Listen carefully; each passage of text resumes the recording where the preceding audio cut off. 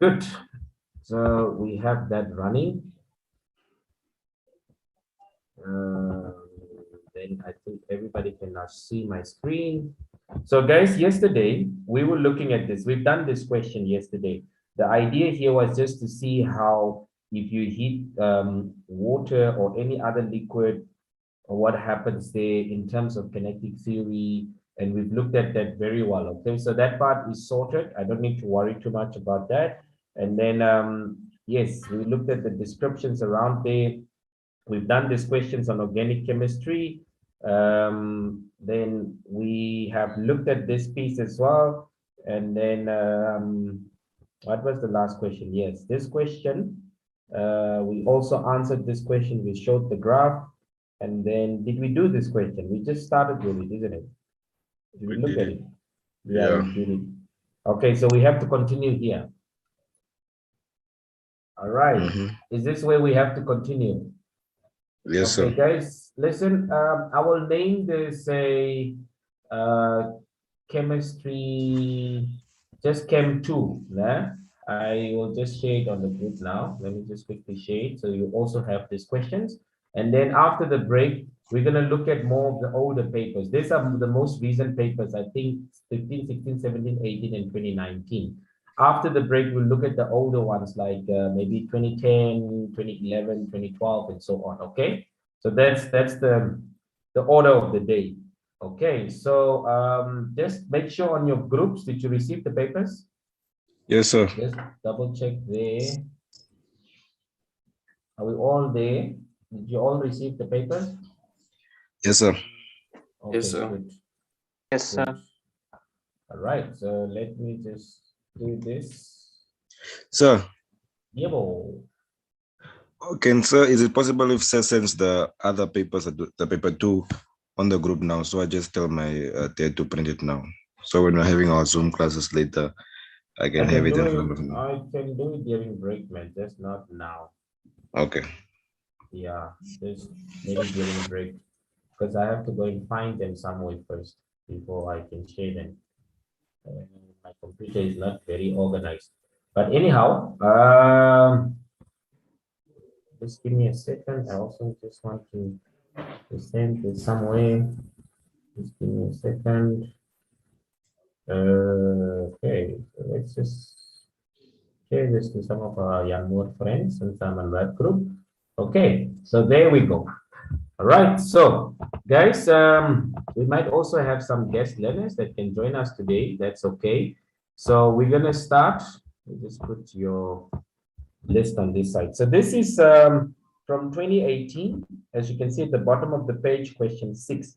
So guys, the idea is for us to work through the questions, and at the same time, we try to just give you sort of like, how should I put it now? Guidance as to how to answer this question. So we're strictly going to focus on questions. This was question 6 from the 2018 paper. So let us then look at this together. All right. So this question, if we read at the question, 2 aqueous solutions P and Q were analyzed. Q was a solution of sodium hydroxide. Right? Whenever you are seeing the names written out like this, I want you to please just put the chemical formula there. So let's get our pen. Sorry, that's not the thing that I wanted to do. So once you see it like this, which color works better for you there? Do you see this blue nicely? Is that okay? Yeah, blue. Okay, so that's your sodium hydroxide made from a sodium and a hydroxide. Okay, now the test on these solutions and some of the observations were then tabulated below. Now complete the observations around here. Now this question requires us to understand different, how should I put it now? Depending on what we are going to solve, it requires us to understand, say, how to analyze a table, for example. But just from the question, this looks like this is qualitative analysis, right? So yes, under qualitative analysis, that's the testing of your cations and your anions. So we want to see if we can understand that. Again, this is now where you need to get the background of it. I'll first answer the question, And as we're going through the question, I'll give you a little bit of a background on qualitative analysis, because I do not want you just to memorize it, because if you memorize it, we're doing it the wrong way. So I'll just give you maybe how do we identify the ions in solutions, the identification of gases and so. If you have your textbooks, you can always just read through that as well on your own. But if we really stuck with something, I can just explain the concept and not just to dive too deep into that. Are you following, guys? Okay. So normally, if we use our equations and so on, we will be able to understand them a little bit easier than the others. Are we following? Okay. So now let's look at the question. So there are the tests are shown in the first one here, okay, on the first column, and the observations are shown here. So some blank spaces are left over, like you can see where we have the marks. So let's go through this. So firstly, what are they asking for? They are asking, okay, for here, for A, the appearance of the solution. Now, what solution are we talking about? We're talking about Q and P over here. Now, they were analyzed. So these solutions, I mean, Q was a solution of this. So we know that, okay? So we know that Q was sodium hydroxide. Are you following, guys? Okay? Yes, sir. Do we know what a solution P is?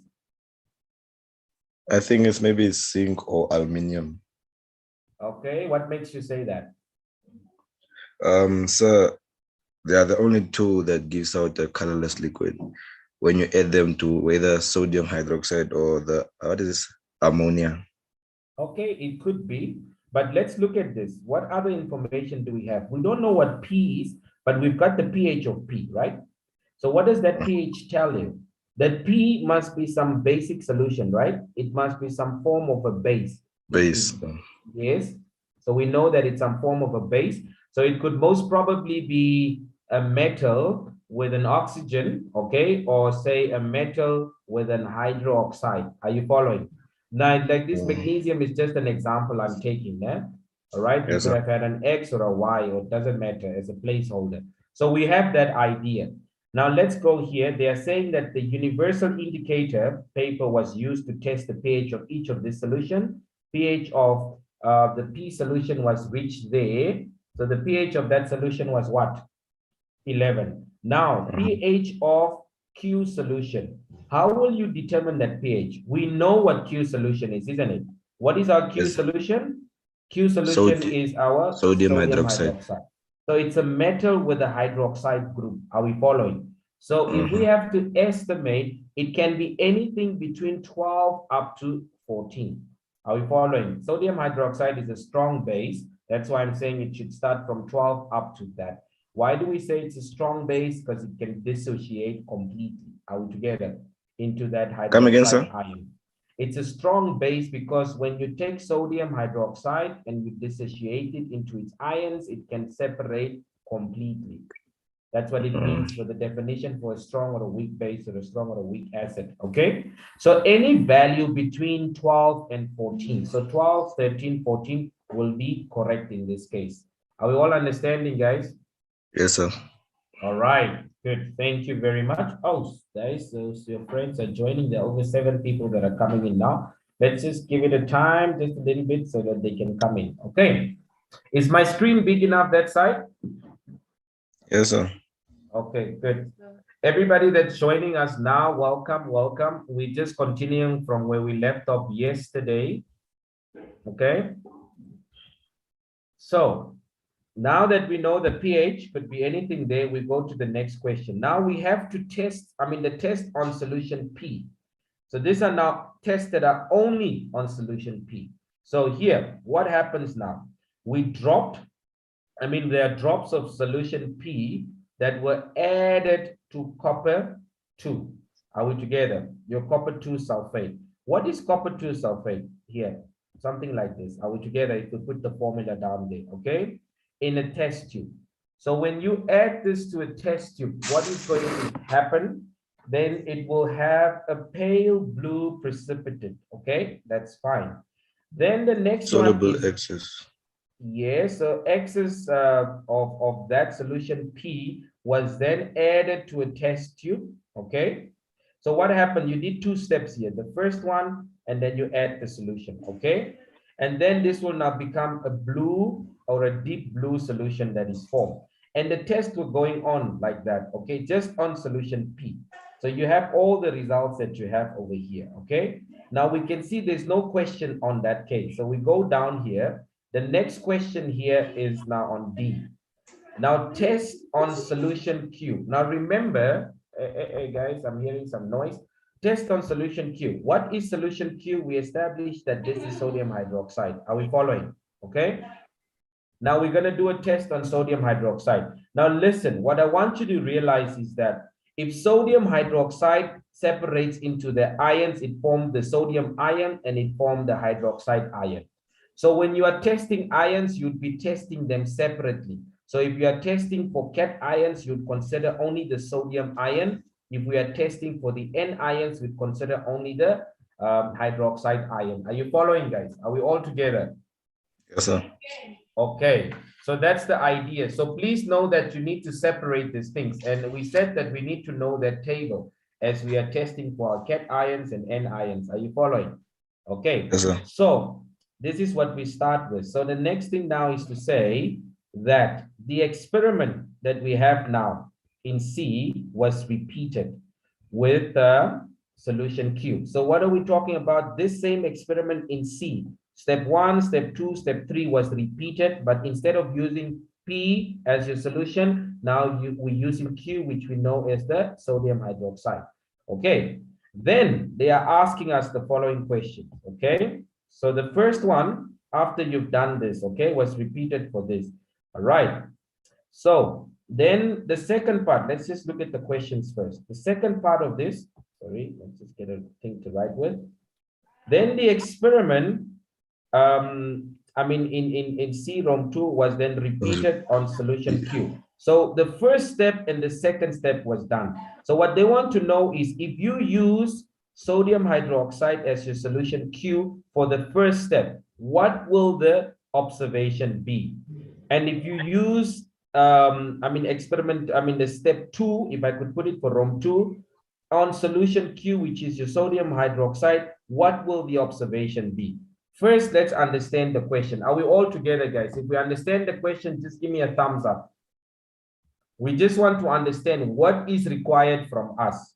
We're going to do the first step with sodium hydroxide, and then we see the result. Then the second step with sodium hydroxide, and then we see the result, or we then note down the observation. Now you need to understand what was done in the first step. In the first step, we need now to scroll up. Do you have this question with you? P. Okay, so the drops of solution Q, you're not using P now, right? Are you following? Okay, let me just clear this up. So now wherever we see solution P for those first two steps, we're going to put Q in there. So instead of saying P, I'm going to take out P and I'm going to put Q there. Take out P, I'm going to put Q, because that is what these instructions are telling us. So you added drops of sodium hydroxide to copper sulfate solution. So you've got the copper sulfate solution here, your copper sulfate is there, then you add drops of your sodium hydroxide.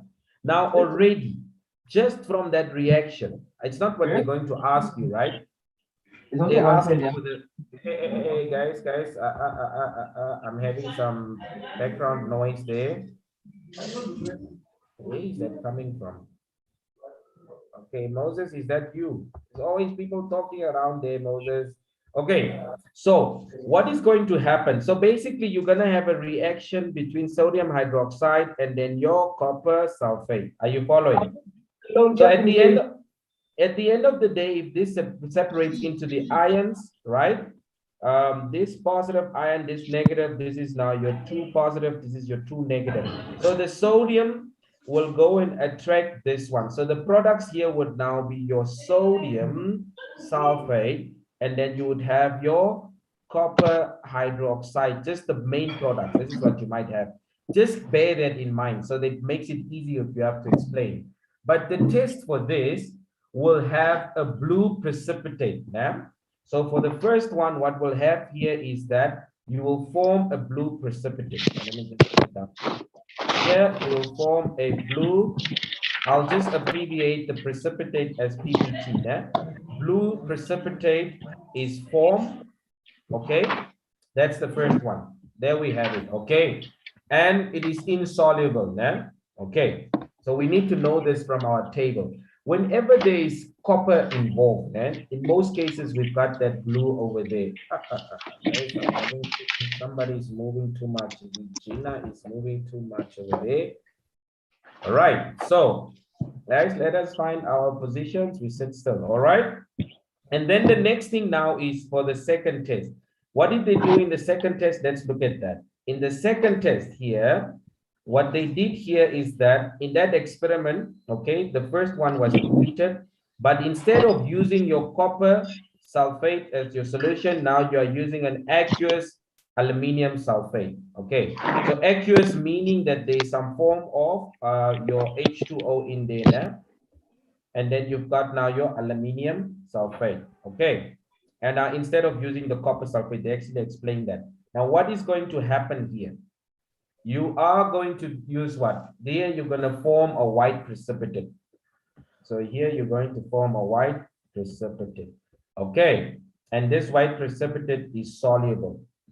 Yeah, okay, it's soluble.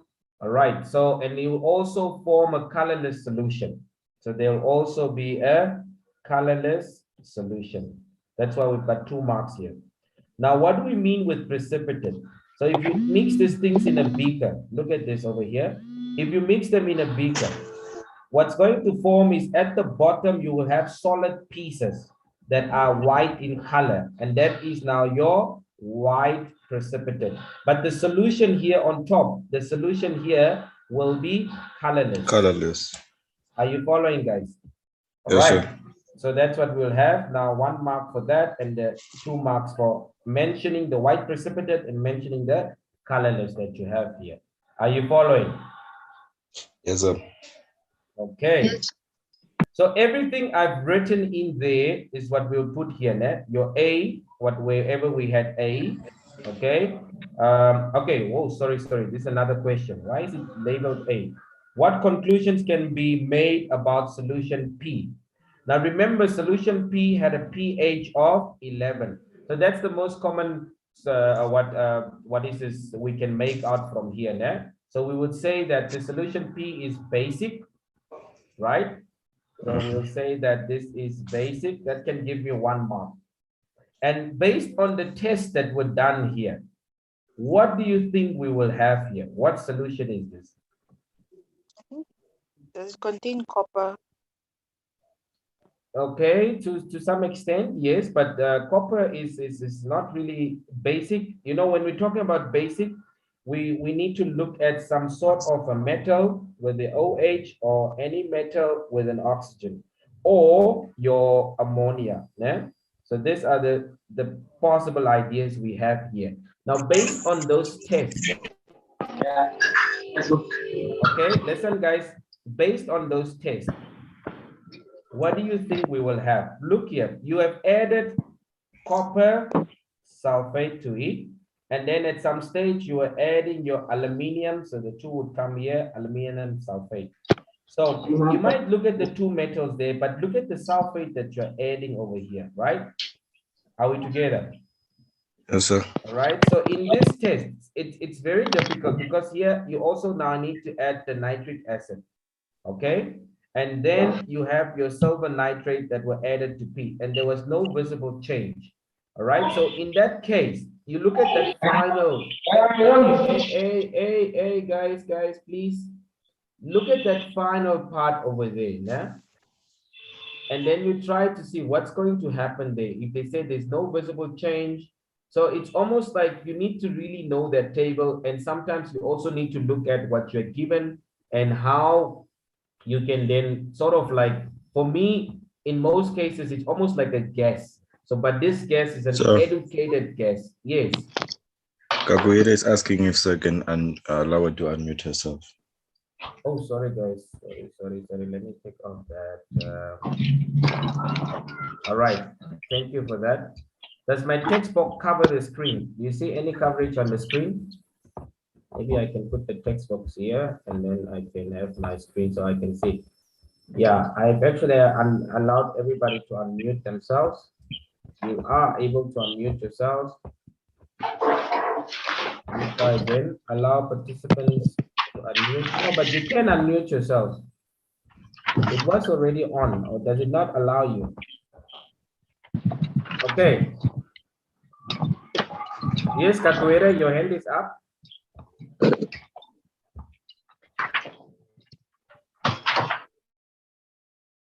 Capoeira, can you unmute yourself? She says it's not allowing her to. Not allowing her, but this button here, mute upon entry, allow participants to unmute themselves. I have selected this. Let me try this. Okay, Mauritius, I'm going to mute you. Try to unmute yourself. So Yeah, I maybe you unmuted can. myself. Yes, you can. Kagura, I don't know what's wrong on your side, but the option is selected here. Luis, try to unmute yourself. Yes, sir. Yes, there you can do it. Kagura, it's on your side. All So right. tell So her to leave maybe. and join. Pardon? Tell her to leave the class and then join again. Yeah, she can hear you.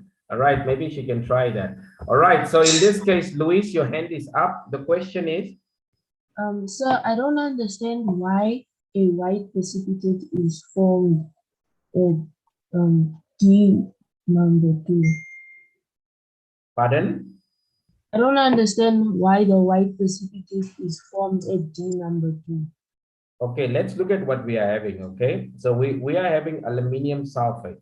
So the presence of the sulfate now will result into that white precipitate. If you go to the table on testing for anions, right? So you will see that table, try to see if you have your sodium, I mean, not sodium, but your sulfate as an under your anion test.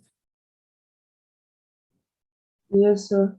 Now, if you look at that test, that test is saying that if you take, say, diluted nitric acid, then you add any of that, right?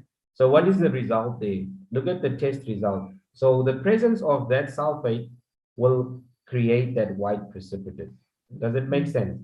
Yes, sir. Okay, so, and then if you look at other anions like nitrate, okay, will then produce the ammonia. And that is actually the question that I was going to here. Here, what's going to happen here is you'll create something basic, and that basic thing will now be your ammonia. Why? Because of the presence of the nitrate. This nitric, the nitrate ion that you're using there, as you're going through this, as you're testing there, you will form that part. It will produce the nitrate. Are we together? I mean, Yes. not the nitrate, but it will produce the ammonia. If you look at your table. So the answer is basic and it will produce ammonia. That's the answer that we need for the 2 marks down here in our final question. I don't know why they make it. Should this not be E? Yeah, that should be E. I don't know why it is A, but yeah. So that is what you form over there. So that's how you can use the table. I don't know why they excluded it from the exams, because it's not easy to memorize all those things. And sometimes it's very difficult to rationalize it unless you find sentences and so on and so forth. All right, Kakuire, are you able to unmute yourself? Luis, your hand is still up. You have another question as the previous question you had. No, sir. Okay. Sir. Right, so we can move on from here. If there are no questions, then we've got the next question, okay? This is now from what paper? I think 2017. Looks like we're working from the top down. All right, so this is question 2 on the 2017 question paper. Are you following, guys? Yes, sir. Okay, so if we look at that question, again, guys, whenever you are dealing with this question, if you read the question, you should already get an idea as to from which topic this question is or what is it going to ask. So let's look at it closer now, okay? So they are saying describe the chemical test that distinguish the pair of substances. Sorry, my page is blocking that. So what are we having here? We're going to look at chemical test. Now, guys, when we're looking at chemical test, one could look at, is this under qualitative analysis? Or is this under the what is this thing called? Test for Environmental gases. chemistry, or test for gases and so on. So it is under qualitative analysis, okay? So let's look at the first one. Now an example is given. So when we give you an example, we are guiding you as to how to answer this question, isn't it? Does that make sense? Okay. Yes, sir. So in that case, let us look at the following, okay? Distinguish between the following pairs of substances. What does it mean if you have to distinguish? You kind of have to put out the differences and the similarities. Are we together? So we look at that, all right? So in this case, the example was now between the oxygen and carbon dioxide. So what happens here is that the test was a glowing splint. Are we together? Right? So what happened with the glowing splint? In the case of oxygen, if there's the presence of oxygen, it will relight that glowing splint. That's the example. Now, what will happen for carbon dioxide? It will extinguish the glowing splint. This is one of the uses for carbon dioxide in fire extinguishers. Are we together? So now what did you do? You've got the same test for two different gases, and you're getting two different answers for that, all right? So the same test that we have is now for two different gases, which is now your oxygen and carbon dioxide, namely. And because of the presence of oxygen, if it's positive, it will relight it. If it's carbon dioxide, then it will put the flame out. Do we understand the example, guys? Yes, sir. So I want you to use the same thing here. So what is happening here? We're going to compare ammonia and chlorine. So what do we have here? Again, you don't need to write this, but especially with the others, you've got the ammonia and the chlorine gas. Now, both of these are in its gaseous stage. Are we together, or state or phase? So just by looking at it, we know ammonia turns a damp red litmus paper blue. Blue. What does chlorine do? Chlorine bleaches It bleaches. the litmus paper. Are we together? So Yes, sir. both of them involve a litmus paper. Yes, paper. Are we together? So because you want to test for the chlorine also, you will then use a red litmus paper. So you must be specific with that question. I mean, the answering of that question. Does it make sense, guys? You can't Yes, just sir. say, I'm going to use a litmus paper. What if I'm going to use a red litmus paper? Are you following? Are you following, guys? Okay. So what is the test going to be? Use a damp red litmus paper, because you also want to accommodate both of them. Are you following, guys? Okay. So the presence of ammonia will need a damp red litmus paper. So the test here is to use a damp red litmus paper. Okay. This is very important over here. That's the key. All right. After that, what will the test results be? What it means is, if that test result is positive, meaning the ammonia is present in there, what will it do to the damp litmus paper? Turn blue. It will turn blue. So you can just say this will now turn blue, or it turns blue. Okay. So you've got your mark there. And in the presence of chlorine, so the positive result, that is what we're looking for here. It will bleach it, isn't it? So you can just simply say it bleaches the litmus paper, right? Bleaches, say, the litmus paper, okay? So you can say it turns blue. Why? I can just simply say it turns blue because I know I'm using a damp red litmus paper. Are we together? Or even if I say it bleaches the litmus paper, I already know I'm using that litmus paper. Does it make sense, guys? Are we together? Yes, sir. All right, let me see how many marks that question was. So that question was how many marks? 3 marks. So how you'll be awarded is for the test and then the 2 results. Are you okay? Right. So the next question. Now you've got an acidic and a basic solution. What does it mean? This will have a pH that will now be, for the acidic, the pH will now be less than 7. For the basics, the pH will be more than, not that should be less than 7. I'm writing it wrong. This should be more than 7.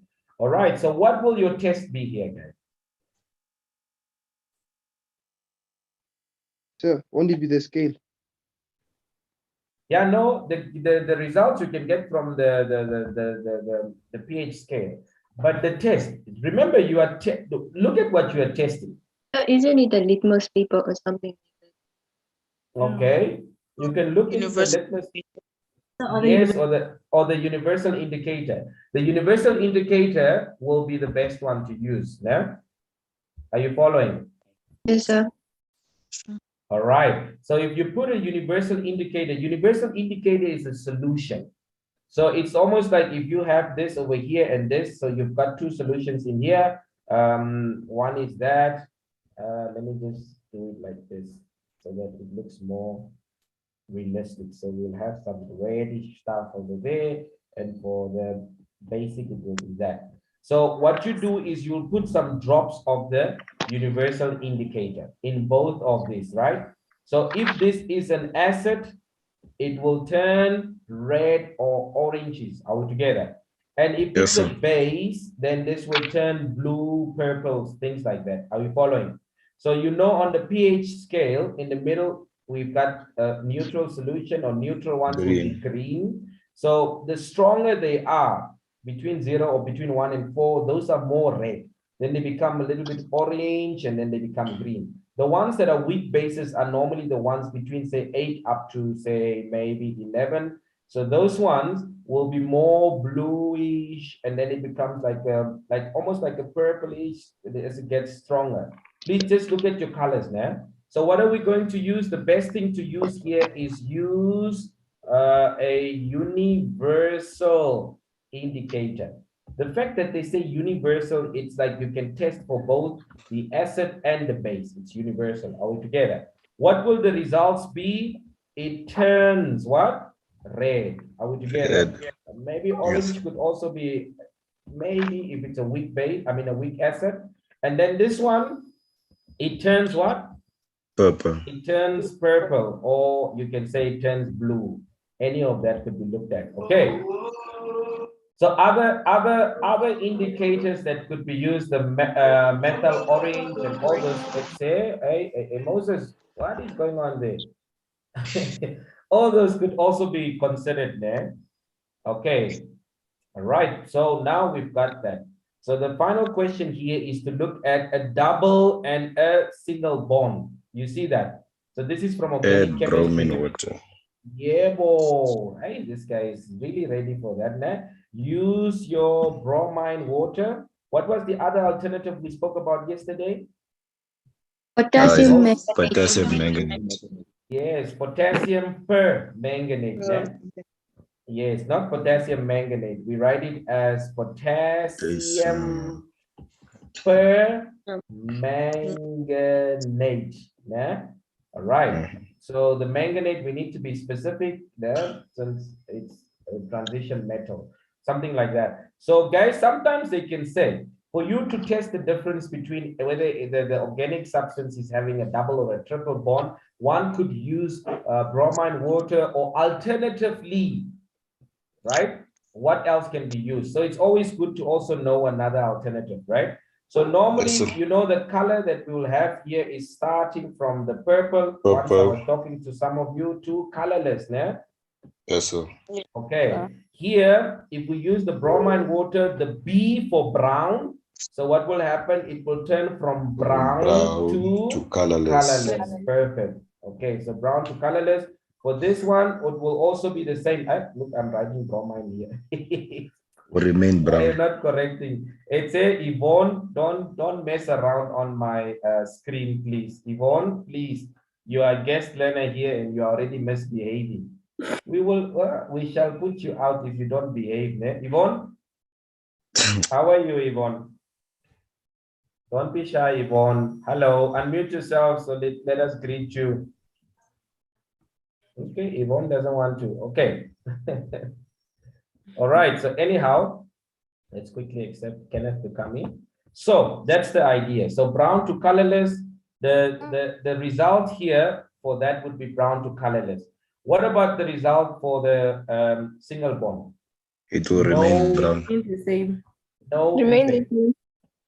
Remain the same, or you can just say no effect altogether. There will be no change. You can say no effect or whatsoever. All right. Thank you so much. Well, this is actually a very nice question, man. They actually did a bit of the basic gases. So Capoeira is asking if you can hear her. No, she was trying to say Capoeira. something. Capoeira, I can't hear you. Yes, now I hear you. Oh, okay. So I've been wanting to ask them for the test of the ammonia and the chlorine. So now, when the chlorine bleaches the litmus paper, does it apply for both the red litmus paper and also the blue, or is it only for the blue Yeah, specifically? yeah. No. Chlorine bleaches both red and blue. But the fact that we're using the red one is to accommodate the test for ammonia. Because ammonia strictly just works on the damp red litmus paper. You understand? And why does that happen? Why is that the case? You answered that question yesterday by saying the objective is to go to which color? Ammonia is a base, Base. right? Go So you from can't use blue. If you use a blue litmus paper, it will just remain blue. main Are blue. you following? So Yes, you sir. must use a red litmus paper to test for ammonia. Does it make sense, Kakwire? Sir, Yes. but couldn't you use like when you're testing it, can you not use the blue to determine if it stays blue, then you know it's a base. Yeah, for a lack of, or maybe you are you are in a lab and then you just found out, oh no, man, I don't have red litmus paper. Then you can improvise like that. Hey, who is this writing on my screen? Guys, you must start behaving. Take off that thing. I did not see the name here. You know, I can adjust this thing to see who's writing. Yvonne, I hope it's not you. If you start writing on screens like this and what, guys, you know, the people are bored, ne? So when you're bored, just leave the class, guys. Nobody is forcing you to be here.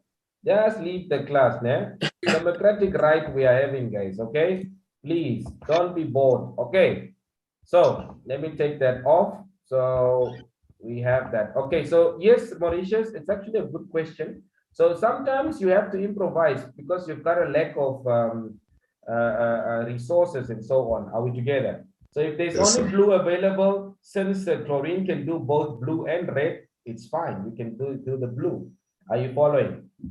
Yes, sir. Sir, can you quickly go to the previous question of the table? Because when I was trying to unmute myself, it wasn't working. And I Okay, wanted to let's ask, try. he was Quite asking where messy, to yeah? determine the pH. So I wanted to Mhm. ask now, how did you find out what the compound or what the solution was in this case? So yeah, Solution Q. For solution Q.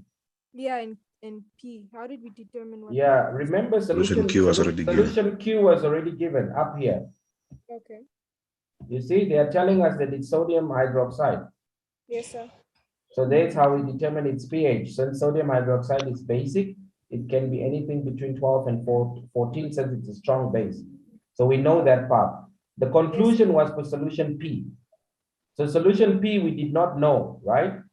Yes, sir. But in the first I mean the information they gave us there on top, they told us that solution P has a pH of, quickly look at this one. I'll just erase it 11. over here. You see the pH of solution P is 11. Yeah? Yes, pH sir. of solution P here is 11. So that already means it's basic. That's why my first answer here was that it is basic. Okay, and then after that, that will give me only 1 mark out of the possible two. Then we said the fact that we are using this, you remember when I said that if you're using the nitrate, yeah?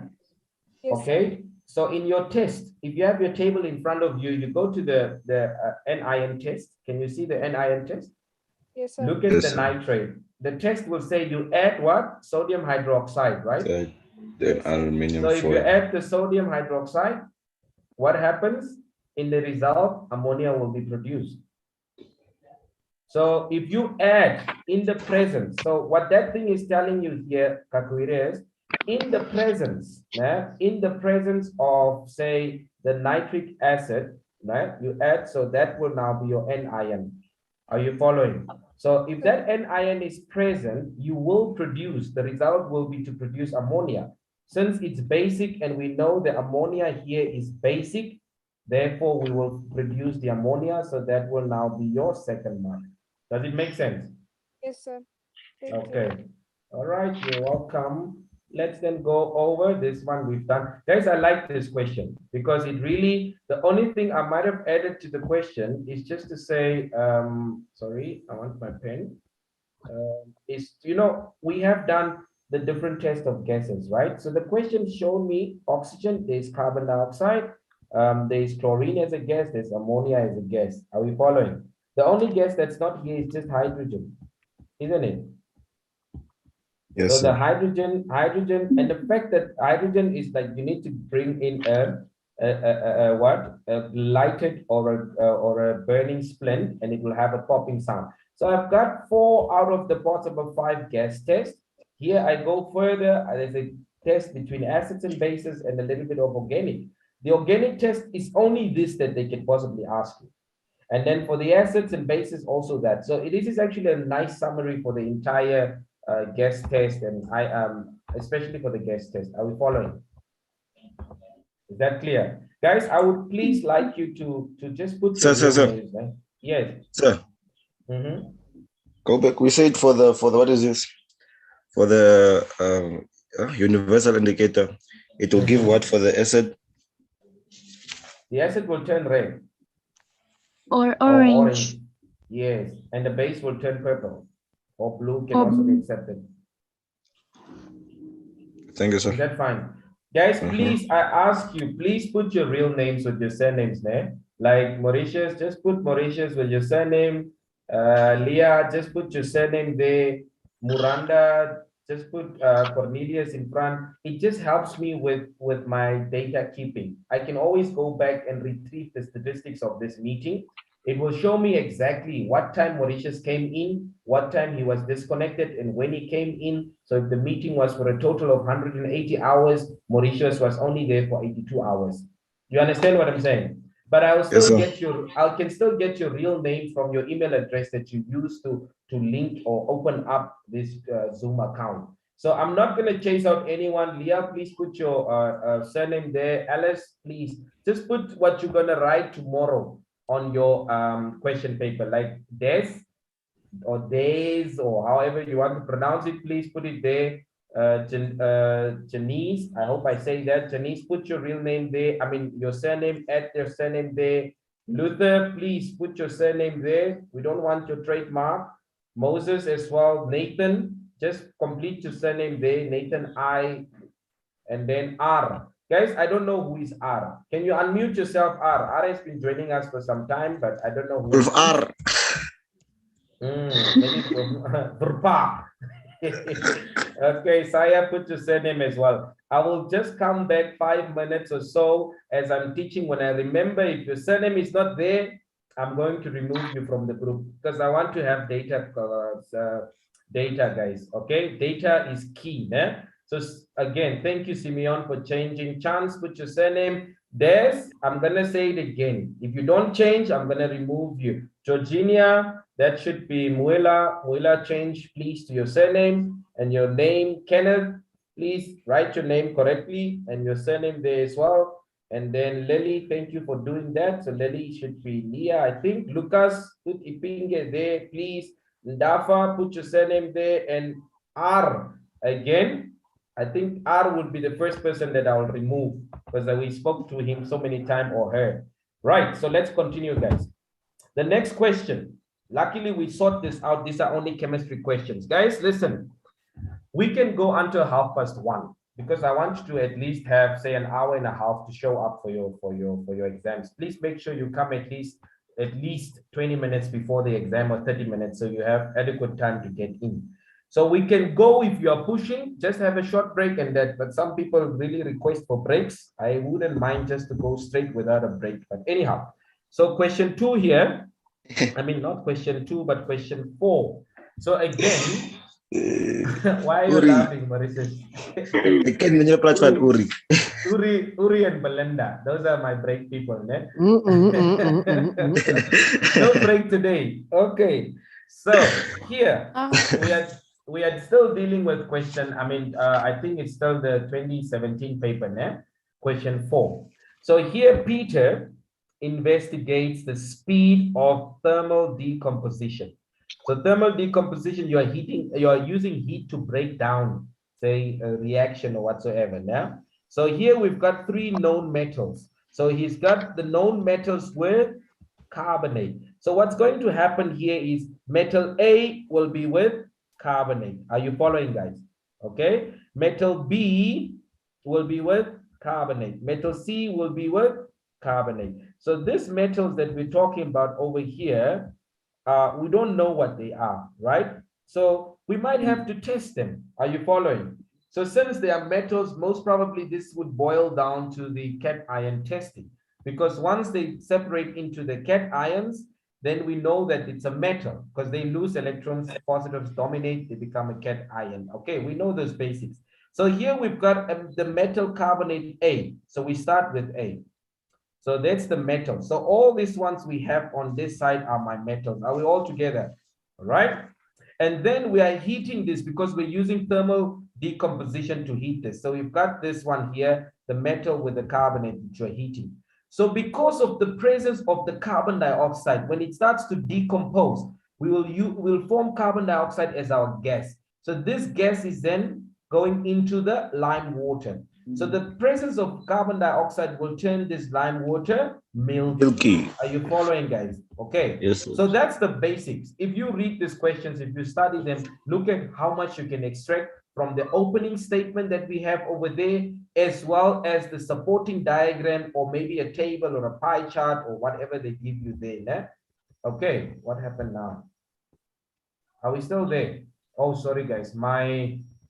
What is this? My laptop went on sleep. The screen switched off, so I thought it's off. Okay, Nathan Losper, welcome. Okay, now we can see the names. Saya, please put your name there as well. I mean, not your name, but your surname, Saya. Put your surname there. Luther, you don't have ears, man. Luther, you don't want to put your surname. Kenneth, fix your surname, please. Fix your name and your surname, please. Kenneth. That's how I read the name there, né? Okay, so R has changed or R has left. I don't know. So I don't see a R anymore. Okay. Okay, welcome. Saya, one more time, please fix it. Kenneth, please fix it. Thank you. Right, so we've got the concept, né? Are you following? So let's look at the experiment, what was done. So this guy placed about 1 centimeter deep the metal carbonate, okay, in A for this one. So we've got metal A here in a hard glass tube. The fact that they say hard glass tube is just so that it can sustain the heat that is taking. If it's a very thin one, then the glass tube can break. Okay, are we following? Then he adds it at the same time and starts this clock watch. So I'm already seeing the fact that we've got time involved, maybe a reaction rate over here. Nah? Okay, I don't know. That's just the thought that ran through my mind now. Then when the lime water turns milky, he stops the clock watch or the clock or the stopwatch, and then he records the results. Why do you think he does that? Because the moment it changes to the milky state, that means there's already a reaction with the carbon dioxide and the lime water. So he wants to measure how long does it take for that thing to reach there. Are you following? Guys, are we together?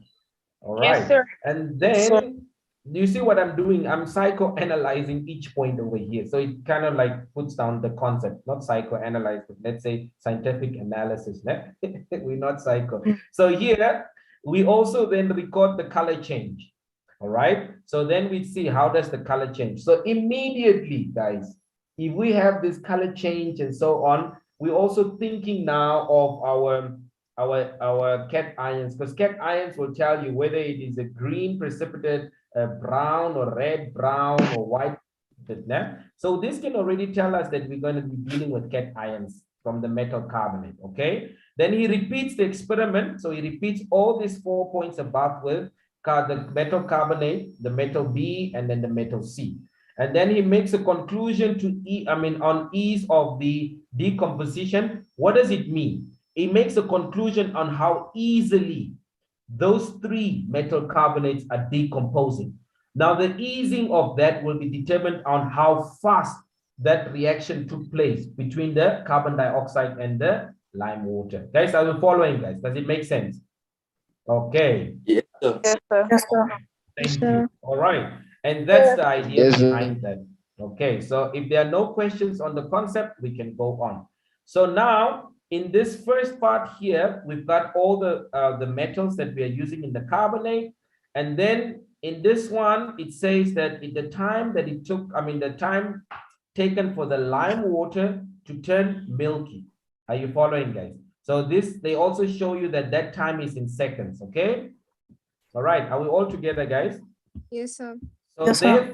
therefore, it's not technically wrong that, let's say maybe you make this in 65 seconds. To come and put 65 seconds, it's not necessary to put that if you understand how tables work, because we want only the numerical value here, the units are already accounted for. So it doesn't matter, all right? So now, that's now this column over here that is dealing with that specific one. So we can say the red column here deals with the time taken. And then we can say the green one, the change in color. So that's now the results that we'll be observing. And then the yellow one will now be the conclusion on the ease of that, how it happened. Was it easily happening or was it not? Are we together? So let's look at only A. So we're going to just clear up all our explanations over here. And then we're going to strictly focus only on A. Guys, I hope I'm not talking too fast. Can you still follow?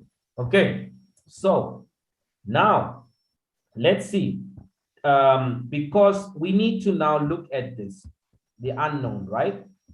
But the ones that we are provided with, such the color change and the conclusion, will help us to determine the unknown. Are you following, guys? That's how we look at these questions under paper 3. So they are telling us there's a color change from white to yellow when it is hot. Are you following, guys? Okay. Yes, Right. sir. And then they say the conclusion for the decomposition was fairly easy. So which means for sure, the conclusion was that there was some form of, say, how should I put it now? I need to explain this very well. Sir, Yes. the time is on the next page. Oh, they gave us the time. Okay, yes, that is what I was now struggling with here, because I need to see that. Thank you for that. So let me put my stationery away and then we look at it. Thank you so much. Okay, so this also teaches us to look at the question holistically, just not to focus on one part. So if I want the time for the metal carbonate A and that for C, I look at this, okay? So from 0 seconds all the way up to 60 seconds, okay? So we look at this time over here. So what will this now be? If you take a closer look at this. 38 seconds. 38 seconds. 38. So 35, 36, 37, 38. So we will say the time here was 38 seconds. What about this one? 22, isn't it? 22 seconds. So we can go back and then we can put it in the other one, right? So we can go back to the next one. So A was how much? 38, isn't it? 38. Yes, sir. 38 seconds, and the C was 22 seconds. 22. So we have that. Okay, maybe we make our graph a little bit neat. So we take out the explanations. I think we all understand where this experiment is going. Are we following? Okay, Yes, so sir. now we've got 38 and 22. Yes, Mauritius? There where they say never turn milky, is that supposed to be 0 seconds or what? No. It's just to Just- say that there was no reaction, there was no carbon dioxide present in there. Oh, Yeah, but I mean, for you to be able to determine whether it's not milky, the stopwatch has already started, yeah? yes, sir. Yeah, so you can't say that it's 0 seconds because the stopwatch is already moving. Okay, does it make sense? Yes, sir. All right, so now we move further from here. So now that we have the time, we can now look at the question further, right? Does it make sense, guys? Yes, sir. Yes, sir. Okay, right. Now in this case, the color change. So we have completed this one here, and this is also completed. Only this is unknown. So what are we going to do there? We're going to look at what is given and what will happen. So if it never changed or it remained white, what does it tell us? That this is unreactive. You could put it as that. Are we together? There's the conclusion that we are reaching here, the decomposition, it's unreactive. It doesn't work, which means maybe since they are telling us these are all metal carbonates, so there's carbonate involved, but now the problem is the metal that is attached to that carbonate could be very difficult to decompose. That's why the heat that you are exposing, remember, this is just some flame that you're putting there. It's not like that you are exposing it to extensive heat. So on your metals, the reactivity of metals, you will see those ones on top, most reactive, least reactive. So this might be something down there, the metal that is least reactive, somewhere down there, maybe your Gold. silver, your gold, your copper, your Copper. zinc, and so on. So, and then the rest of the information, like the white precipitate and all those things, will then tell us how that happened. Are we following, guys? Okay. So Sir. now, yes. Is it correct if you say no carbon dioxide gas came to the lime water? No, it's not correct, because the conclusion is based on the ease of the decomposition. How easily was the decomposition attained? That's what the question is asking you. Are we together? It doesn't ask you whether the test was positive or negative. It doesn't ask you to test. So it is unreactive. Unreactive? Yes, it's not reactive. Are we together?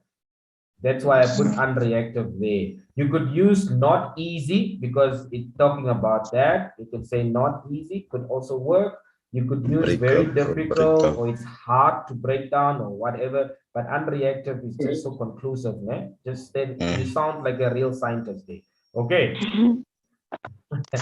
Right. Now we need to conclude. Né? State the conclusion on the ease of decomposition Peter would have made for the metal that is with the B here, right? And we know it's unreactive then. So now state the conclusion of that. So what will you say then? That is where I'm putting now. Okay, instead of putting that, we already put it there, right? Unreactive. So we can put it there. That's the answer there. Any questions here? Are we fine? Then we move over to the next page. All right. Mauritius, by the way, I'm intending to print some of those papers later today, yeah? So maybe we can just arrange a pickup point later today some way, especially so not everybody has a printer at home, yeah? The paper two. Yes, sir. I will not print the paper one. If you know paper two, paper one should be easy, yeah? Okay. Right. Yeah, so now in this case, record these readings in the table that you are having there. The metal carbonate is used, I must read the things nicely now. Here, after we have recorded, we're done with that part. Now for C, the metal carbonates used were potassium, zinc, and copper. So they are actually telling us which metals were used in that metal carbonate compound. Does that make sense? So let me just try to see. For potassium, what will the formula be? You've got your potassium, isn't it? And then the carbonate here, 2, and this. This is what the formula would look like, isn't it? Yes, sir. Yeah. And then for zinc, since zinc in most cases, the common one we use is the zinc 2. So that will just be zinc carbonate. And then for the copper, also the common one would be the 2. So you will have your copper carbonate. So this is what they'll look like. Again, it's just revision on paper 2 questions. They might have even asked you to put this down. Does that make sense, guys? Yes, sir. Okay. So now we don't even have to guess anymore. They tell us what we have over there. So then they say, use the information that we have there to identify the metal carbonates that we are having for A, B, and C. So again, from A, B, and C, you need to go back to the table and look at the reactivity that you're having there. Are we together? So now we could go back and then we say, let me just put my stationery away, and then we look at this. So I think this maybe, I don't know. You must also look at the rest of the stuff, not that just reacts. What is formed there? The color changing that's happening there, from white to yellow. This must be your focus. Oh, white to yellow. Hey. That must be your focus, not necessarily on the time taken or the reaction did not happen or whatsoever. This will tell you, because remember, this is a test for our cations, right? Yes, sir. So we want to see if that potassium ion or that zinc ion or that copper ion, if they are present, the test will tell you. How do you test for potassium? How do you test for zinc? How do you test for copper? Are we together? So the first one I would say is zinc carbonate, because the zinc, the white precipitate, are we together? You see that? The fact that I have the white precipitate here from my iron test, I would say that's the zinc. So you see the mistake we could easily make, Mauritius.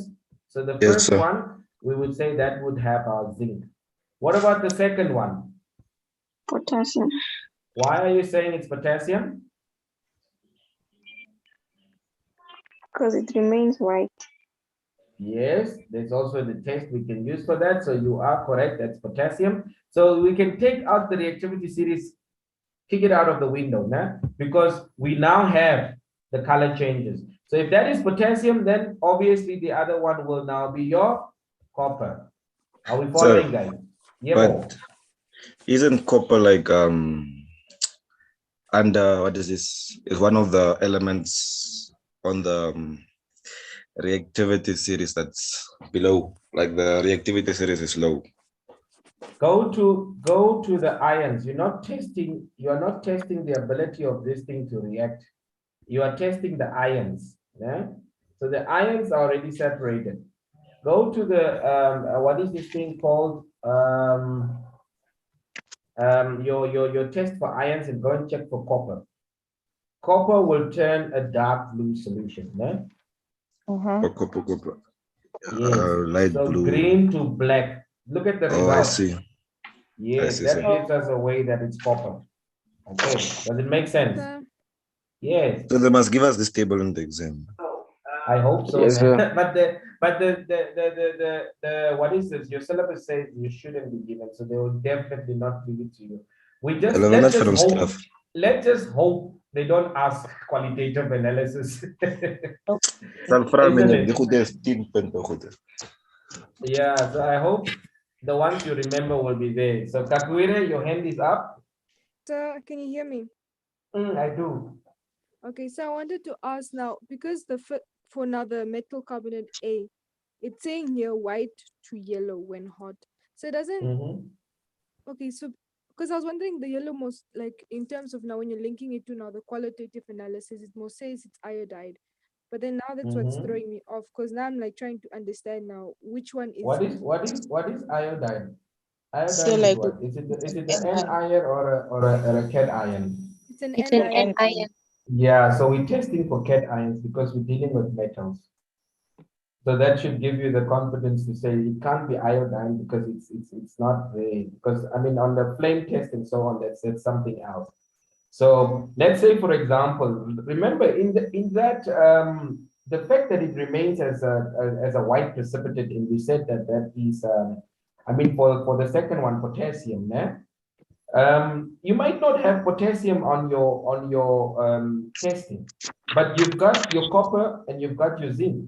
So once you have established that this is copper, this is zinc, then obviously the next one must be now your potassium. That's also one way of looking at things. Does that make sense, guys? Okay. So Kakuira, to answer your question, just make sure that you know what you're testing. Am I testing a cat ion or am I testing an N ion? That is very, very important. Does that make sense? Yes, sir. Okay. Okay. So Also, yes, so all Mauritius, these, I hope that we're not going to be asked this question, eh? Okay, but yes, what are you saying, Kakuira? so I was about to say like, so all the cat ions are like now all metals in this case. Why are metals cat ions, guys? Don't Come again, confuse sir. yourself. She's saying all your cat ions are metals. Why are metals cat ions? Because they lose electrons in the transfer, which means the positive dominates. And obviously, if there's positive, that means it's cat ion. So all metals are cat ions. Or not are, but all metals will form cat ions in ionic bonding. And all non-metals will form N ions in ionic bonding. Does that make sense, Kakuire? Yes, sir. Yes, Okay. So as we said, this one now would be your zinc carbonate. And then the Potassium. other one would now be your potassium. I can just say carbonate. And then the last one would now be your Copper. copper carbonate. Okay. Now they are saying use your practical notes on page 7. Oh, you see how nice it was. So those practical notes in page 7 are now the table that you will not have. Are you following? Yes, sir. Yeah, so they will just say, describe the experiment for you to confirm and identify copper carbonate. So all you need to do is to find something that can test the copper ion and that can test the carbonate ion. So then you have to explain that. So since we don't have the table, then we can just explain how will we test for the copper. Okay, how will we test for that one? So to test for copper, you test with aqueous sodium hydroxide. Hydroxide. Perfect. You add aqueous sodium hydroxide. So Sir, can you copper, also you use just ammonia? Why do you want to use ammonia? Give me So the because reason behind it. on analysis, what is this? On qualitative analysis, they say when you're testing for something, you either use ammonia or sodium hydroxide. Perfect. I think so. And both of them are bases, now. You see why you use them? Both of these are bases. So in other words, you add to that metal, you add a base. That's what we're trying to say in short. Now together, whether it's the sodium hydroxide, but I couldn't say that I will add, say, hydrochloric acid, for example, because it's not a base. So you need to add a base if you want to make it general. So yes, you can use it. So that's what I wanted to hear from you. Why do you say that? That it's also a base. Are we together? Yes, sir. After you add that, what's going to happen is it's going to form a light blue precipitate. Are we together? Yes, sir. So now that you add that, the result of that would now be a light blue precipitate that will be forming, which indicates the presence of oxygen. Are we together? Yes, sir. Okay. So remember, okay, yes, Kakwere? Sorry, is it important? Giving a dark blue solution. Insoluble. Is it important to do what? To mention if it's insoluble. Not at this stage, because you just want to confirm and identify. So just confirm. Confirmation now is to add this, and then identification is to get that. Now remember your cation test on that table, like Mauritius has said, when you have your cations, you've got two parts, the first and the second. The first part just talks on what happens if you add sodium hydroxide, what happens if you add your ammonia on that. So you could test it with this or you could test it with this. So yes, you can test with those bases over there. And each one will give you the result as to, if you test it with the sodium hydroxide, it will turn light blue. If you test it with the ammonium acid, it will also turn light blue, right? Giving it a dark bluey solution. So if you just give a correct explanation, it's fine. Stick to the one that you know the best. Okay. Also, depending on the what is this, the base we use, we should. Yes. The results are dependent on that. That's how the table works. This is these are results only for sodium hydroxide. These are results only for. So if you want to make your studying less, just study one of them. I don't know. It's not advisable, but yes. No, it's good. It's advisable. So sometimes I can say this is a copper ion. What will happen if I add, say, sodium hydroxide to it? And what will happen if I add, say, ammonia to it? So you've got the result there, you've got the result. You remember that organic chemistry question we had? They might even ask you something like this. Maybe you have both. So that's why I'm saying it's not advisable, Mauritius. If you only know for sodium hydroxide, you must also know the other one. So they could also say, fill in the missing parts. What are you going to add? What was compound A, for example, compound? That's how they might set it up. Are we together? Does it make sense? I can't hear. Put up your hand, guys. Yes. Is it Janice? Do you have a question? Miss Aces. My wife's maiden surname was Aces. Yeah? Her father was also Damara, but she can't speak. Yes, Janice, Aces, you've got a question. I thought you said something. Yes, you don't have a question. Okay. Yes, all right, no problem. Welcome to our classes, eh? If you continue at AS level, you can join us. Yes, sir. You see how we market, guys, né? The proof is in the taste. The proof is in the taste of the pudding, they say, yeah? Okay. So if you like us, you know where to find us. So anyhow, so this is what I mean. So that's how the table works to both sides. So now we've only looked for the copper. What about for the carbonate? Is it necessary to go for the carbonate? Remember, we are going to test what? To just confirm that there's copper in that one. So you could put it there as you could add diluted acid, and then it will form bubbles, or it will be having that, I mean, because it will produce carbon dioxide, right? Reaction.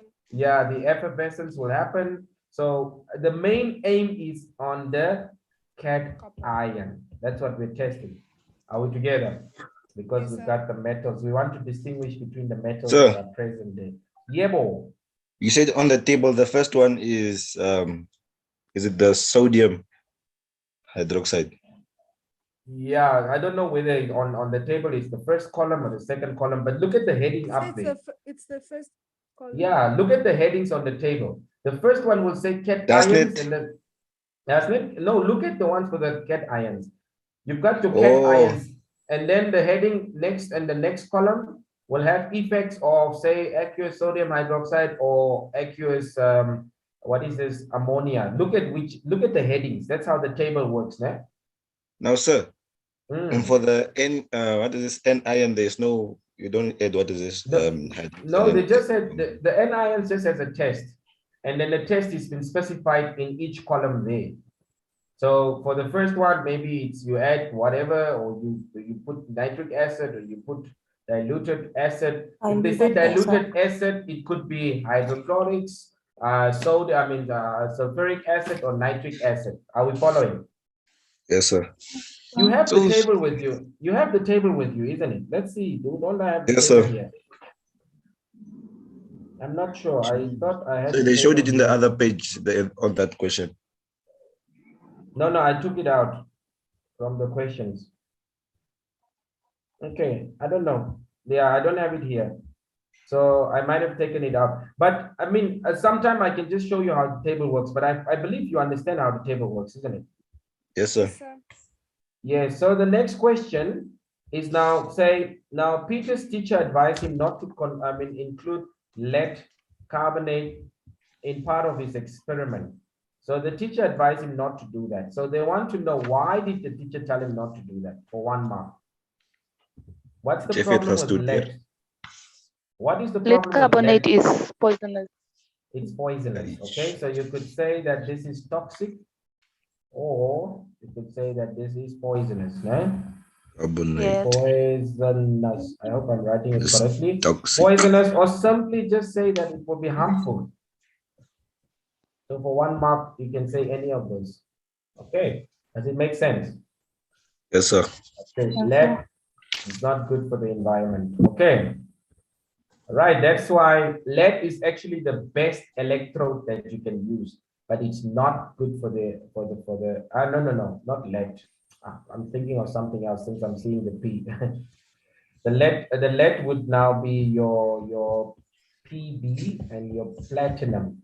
The platinum is one of the best electrodes. However, it's not good because it's so expensive, né? So they say the platinum records and what. But anyhow, let's go. So the next question you want to see. So Joanna is conducting an experiment in which he wants to demonstrate the expansion of liquids when it's heated. I'm going to jump through this, guys. Yeah. So here you've got water, you've got ethanol, and you've got, methanol and ethanol. So you've got an alcohol with 2 carbons over here. Let me just put this guy up there. And then you've got this one with only 1 carbon. So if you want to put the hydrogens, this is what it look like. Okay, C2, your H5 and your OH, or C, and then your H3 with the OH. So now, guys, alcohols, right? Alcohols are also liquids, right? Okay, those of us that consume some will know that they do some goodness if they are used, but they do some bad stuff if they are abused, né? So don't abuse it, né? Plus, you're also you are not in the legal age to consume alcohol. So if you're under Yeah, 18, Yeah, so It's just a few some months. people are doing it illegally. I must start reporting you guys. Huh? So So anyhow, we are telling. that's Luther, what we have over there. So we can go on with this question. Not you exposing your friend. Well, I'm not We are saying live. I'm not We are saying live. anything, guys. I'm not saying anything. I'm just listening to you. I So this was is this live.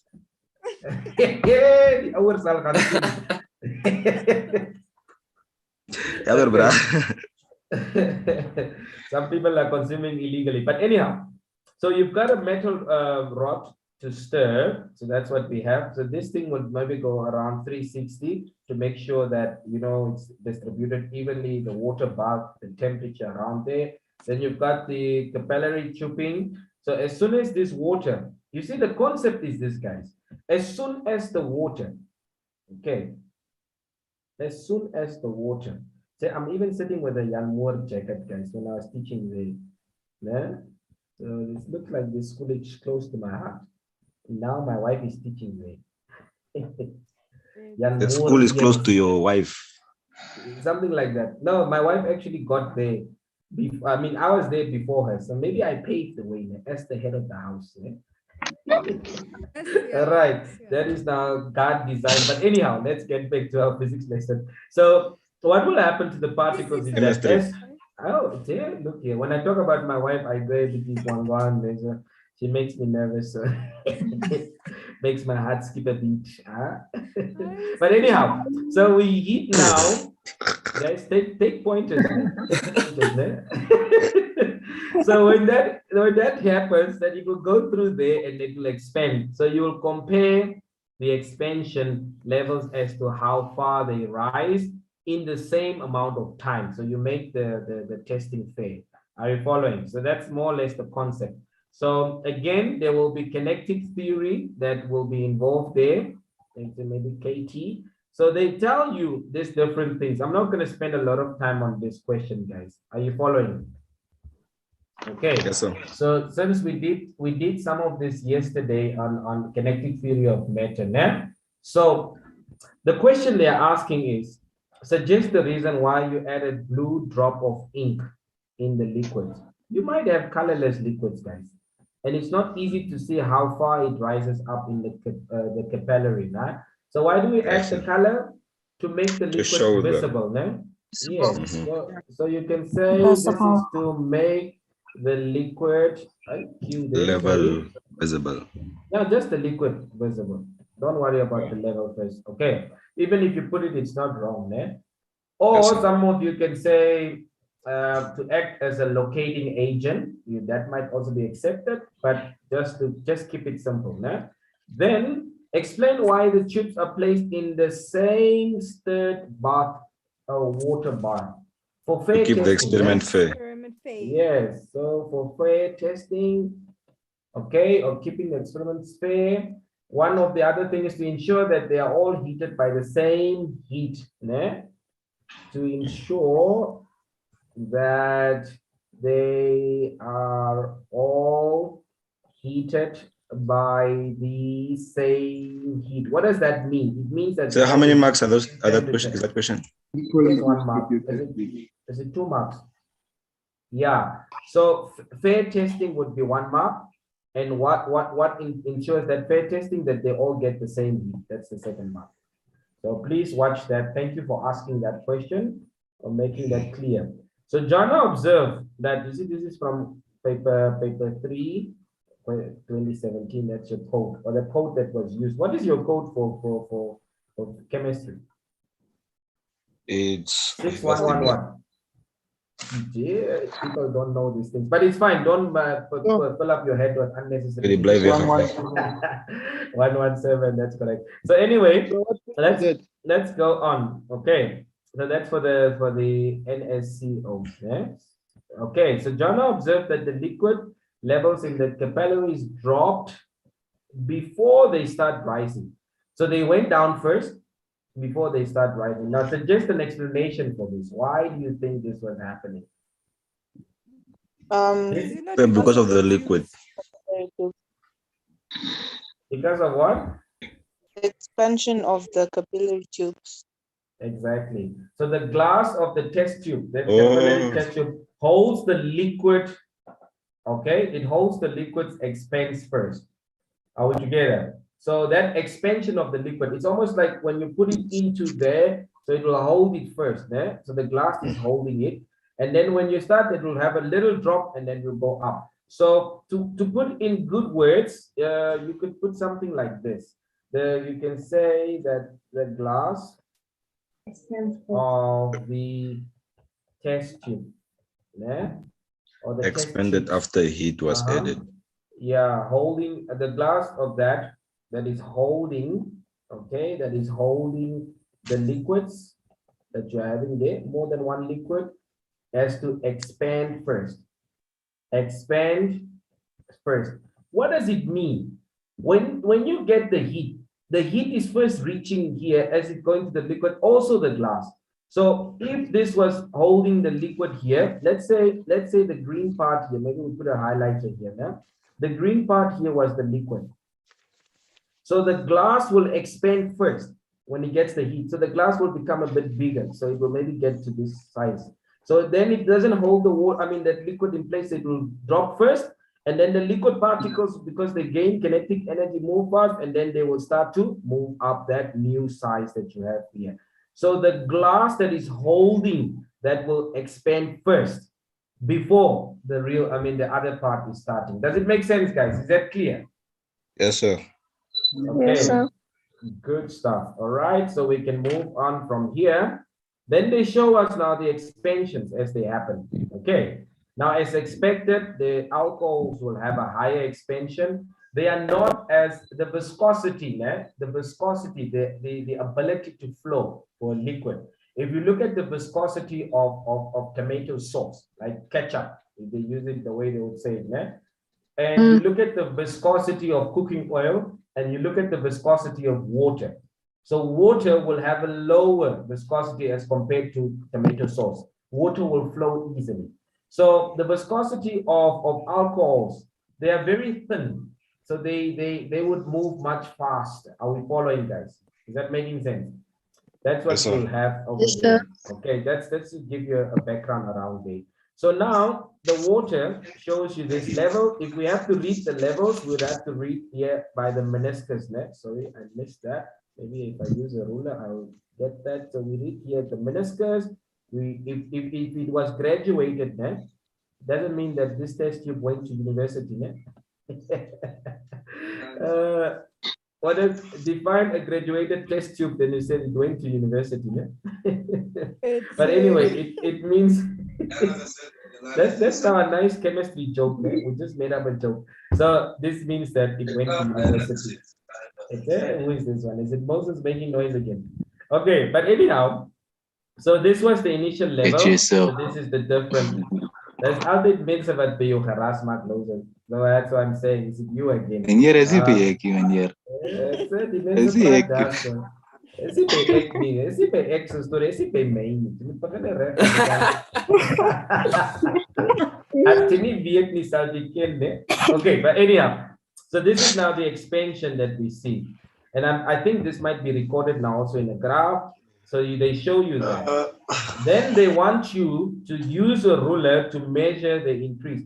So guys, this is where the practical papers, kind of like becomes more realistic. So unfortunately, the ruler that we have, our virtual ruler, did not go to university. So you know what I mean. So if we have the initial level, they are all starting at that. So because you have to measure, don't go and put it up there. That is not where the measurement should be done. You should be doing it here at the bottom where we have the meniscus. So you put your ruler nicely over there. It will work better for you on paper. Okay, I don't know. Maybe that will work. So you put your ruler. Guys, I think you understand what I mean. Yes, sir. Why are you making me suffer like this? Okay. I think it's the got it. Yeah, the first two, the first two, I got it. Almost there. So what you'll do is you then take your ruler And obviously you would come and put it, you see the virtual ruler, it goes to infinity. I can't find the end of it. Let's say this was maybe the end, and then we've got this, and this was 0. So you'll measure now from the meniscus here, what is that value there? So let's say for 2.4. argument's sake, maybe we have ours 1, 2, 3, 4, I don't know, 2.4. So 1, 2, and then we've got 1, 2, 3. My ruler is fine, eh? Not that bad. 2.4. Let me see if I can measure this one and see if it corresponds with yours.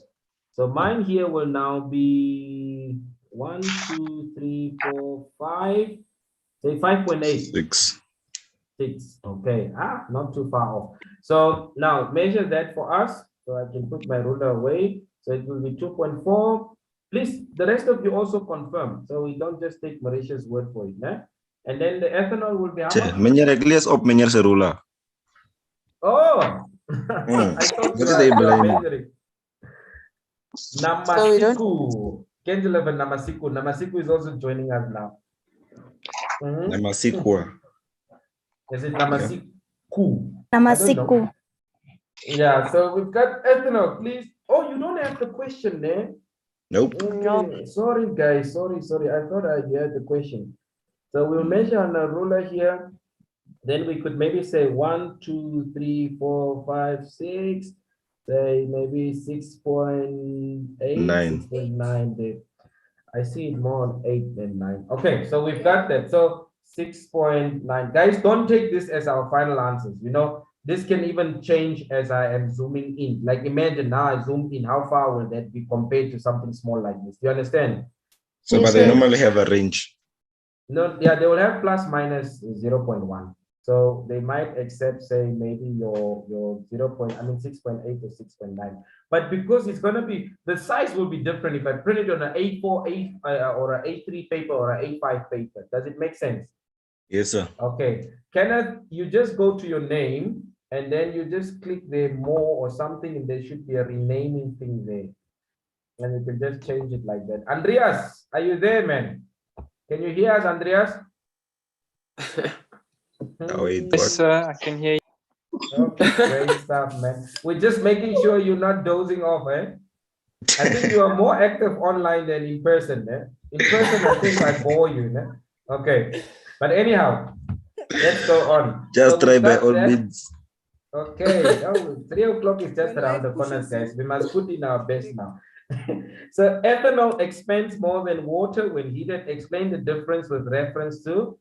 Guys, this is very important with reference to this. So everything you're going to write here has to include how the forces are, how the particle arrangements are, how the energy that is possessed by the particles are, and so on and so forth. Are we following, guys? So you can say ethanol expands more than water because the forces between the ethanol particles are weaker. Now, so you can say ethanol expands more than, excuse my handwriting, guys, more than water because the forces, okay, the forces between the particles are weaker. Okay, you can always go and listen to the video. You can hear my audio and then just go right again. Okay, another point, because it's 2 marks, that's just 1 mark, but we have mentioned the fact that the forces are weaker. That's a kinetic theory. Are we together? You could also have it vice versa.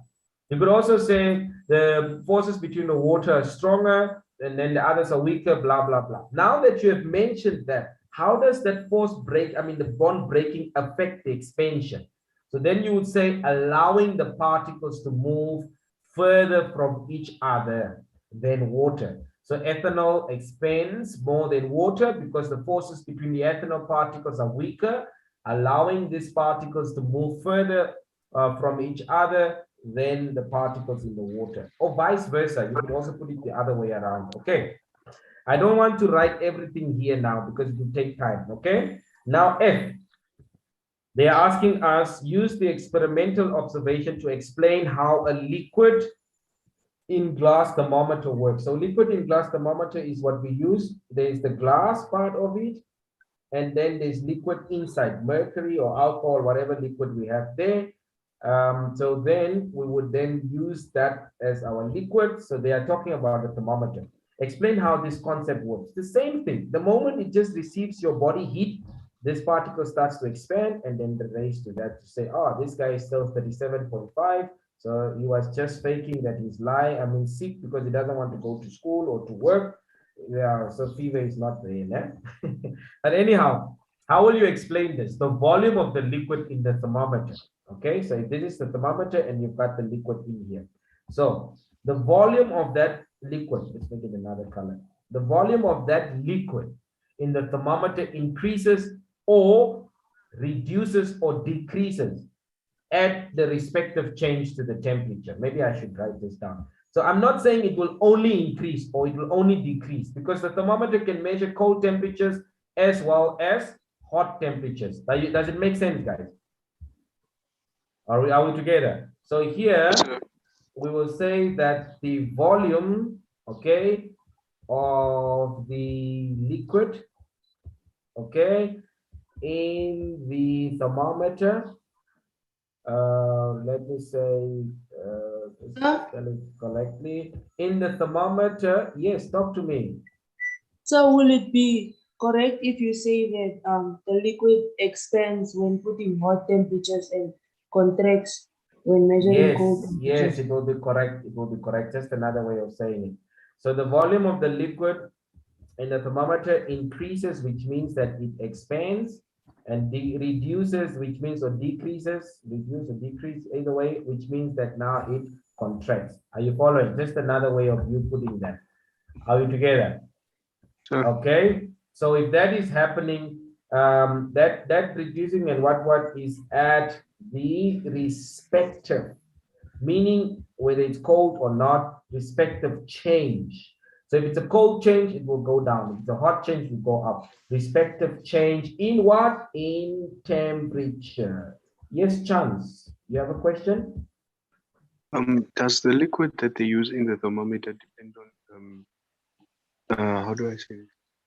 Is it the liquid in the thermometer that makes it sensitive to temperatures? Yes, like yes, very much. mercury? That's why they use alcohol and they use mercury. Mercury is a metal in its liquid state. And since metals are good conductors of heat, it reacts better than any other liquid that we have, because they have to respond to heat. When we say heat, one is just thinking about hot, yeah? But also heat and cold, if I could put it that way. Does it make sense? Mm. Okay, so it does affect the sensitivity of the thermometer. Linearity, your sensitivity, and what was the other one? Your range and so on. Yeah, but that's more physics, yeah? Under thermal physics. Yeah, that's when you look into the details of this. Mr. Simba did this question with you, isn't it? Not this one That's it. exactly. So Not this one. Let me see. Okay. Something similar to this. So Yes, for the sake of some of the new learners, I might just go browse through this. Is that okay, or should we skip it? So just go through it. Okay. So what do we have here? We've got hydrochloric acid, and then we have it with excess. What does excess mean, guys? There's a lot of that. That's a lot of it. Abundance. The abundance. Yes. Then- So we've got this. So we're mixing an acid with a metal carbonate. We will produce three products. We'll have the salt, which will now be the chloride, calcium chloride, and then we'll have what? The water plus then the carbon dioxide. Of course, we can always look into balancing the equation and so on and so forth. Does it make sense? Yes. Okay. Yes, sir. So I'm just putting those reactions and things there so that it just makes it a little bit easy for us to, what is this? Just get the concept behind it. Are we together? Because there's this gas that we are forming here is going to help us to determine the rate of this reaction. Are we following, guys? Okay. So now what happens is you've got your metal carbonate, you've got your acid, you mix them together, you form those three products. So the carbon dioxide is the one that will now escape. So if the whole thing was made up by all of that, as the carbon dioxide is going, the mass will reduce, isn't it? So the mass will go out because you're losing a compound. So initially it was 84, and then this will now reduce from 84. Are you following? Like it was 84 here, and then it has reduced up to 74 there. Are you following, guys? So it Yes, keeps sir. reducing as the carbon dioxide is escaping. Yeah? You follow? Okay. So this is happening over a range of time. What is the range in mass? Mass range is from the smallest to the largest, the difference between that. So the ratio was 5 minutes. So as the time is going, then the reaction happens, and then we have that. Okay, name the apparatus X. So we've got apparatus X, which is showing this over here. Are you following? What Yes, is sir. this? An Beam electrode balance. balance. Nah, not the beam balance. Ooh, no. I must put you back to grade 8, guys. Ooh, Beam is too far. Nah? Beam balance is far. Beam balance, you know what a beam balance is, guys? Yes, sir. That's the whole thing that has got those 3 levers, and then you move the parts here, beam balance. Okay, Yes, that's sir. one that is one thing we can improve at Platonic Academy, to expose you to practical. I'm actually craving for that, guys. I love chemistry. I love chemistry. Okay, anyhow, yeah, I also like maths. I just like that. Yeah, one day, one day, guys. We'll get there. Don't worry. One day. Meneer raak oud, meneer moet soos nou maak. Estimula se wat die probleem is, guys. Skryf vir my grants of sponsor julle my, ja? Yeah. Okay. Anyhow, we could also have it as a top pen balance, né? Another name for this is a top pen with a P. Balance. Yeah, Mauritius? Namasiku kan nie vir meneer worry. Ek dink sy het met die audio geconnect. Yeah, then Namasiku had the other problem. So Namasiku must tune, just SMS the Namasiku and tell that they should connect with the audio. And seven Namasiku, let's say, work are fun based, né? Okay. So this is what we have. Now, Scale balance. What's a scale balance, sir? What is that? No. It is just scale, or it is just the balance. Namasiku, I can't hear anything. So you will not hear what we say. So can somebody please type there for Namasiku there in the chat box? At Namasiku, please connect with audio there, and please put your surname there. I've got a lot of children that can help me with that. So Jerome, how are you, man? I'm fine, sir. How are you? I'm okay. So you decided to join us now on the Zoom. You are tired of this YouTube thing, sir? So yes, sir. Okay, Jerome took some time to let me know that he enjoys our YouTube videos, man. Okay, so yes, let's go on, guys. So that's the situation here. So we can move further to the next one. Then we have this over here. Okay, so they are saying we should draw a smooth graph from the table. So we didn't even. All right, now I need to remember, because I can't have them both on one view. Is there a view where I can have 2 papers? I mean, 2 pages of papers. I don't like this program, but yeah, it happens to be there. So we can help you. The question is in the paper that we got yesterday. Oh, perfect. Let's go then. Okay, so what's the first point? 80, 0 and 86, isn't it? 0 and 84. Is it 84? Okay, Yes. so we are at 0 here, and then we are at 84 over there. So we'll count now. We should first establish the intervals. It looks like it's 2. Block is 2. It's 2. 4. Yes, sir. Yes. So we'll have it at 84 over there. And then we have it at 1 and what? 78. 78. So 1 and 2, 4, 6, 78. And 2 and? 75.6. 75.6. So we've got it at 72 for 75.6. Yeah. Why are they doing this to us? Don't round it off somewhere there. Because you see, this is 72, 74, and then in the middle, let me just zoom it in nicely. In the middle of this, right? Let's just use a pencil. In the middle there, my pencil is too big. In the middle here, that will be 75. So a little bit above the middle will be 76. So that's zooming. No, I'm zooming for you. You can see it on your paper. So we have it like that. Something like that. Die blij meneer, as dit in die klastel kom, ons kan nie zooming. So ek ken nie hoe maak ons net 75, 74.5. 5.5. Okay, well, hold on. You can get yourself glasses, man. Assuming more can see me. Yeah.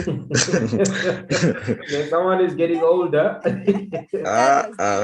That's J. Okay, guys, look here. We need to first establish that graph looks funny for me, but let's first check. You see the total here with everything before the reaction was 84. So the mass of the flask and the content together. So guys, listen, we need now to see, because this is now also having the flask together with you now. So we need now to see, okay, they don't give us any other information.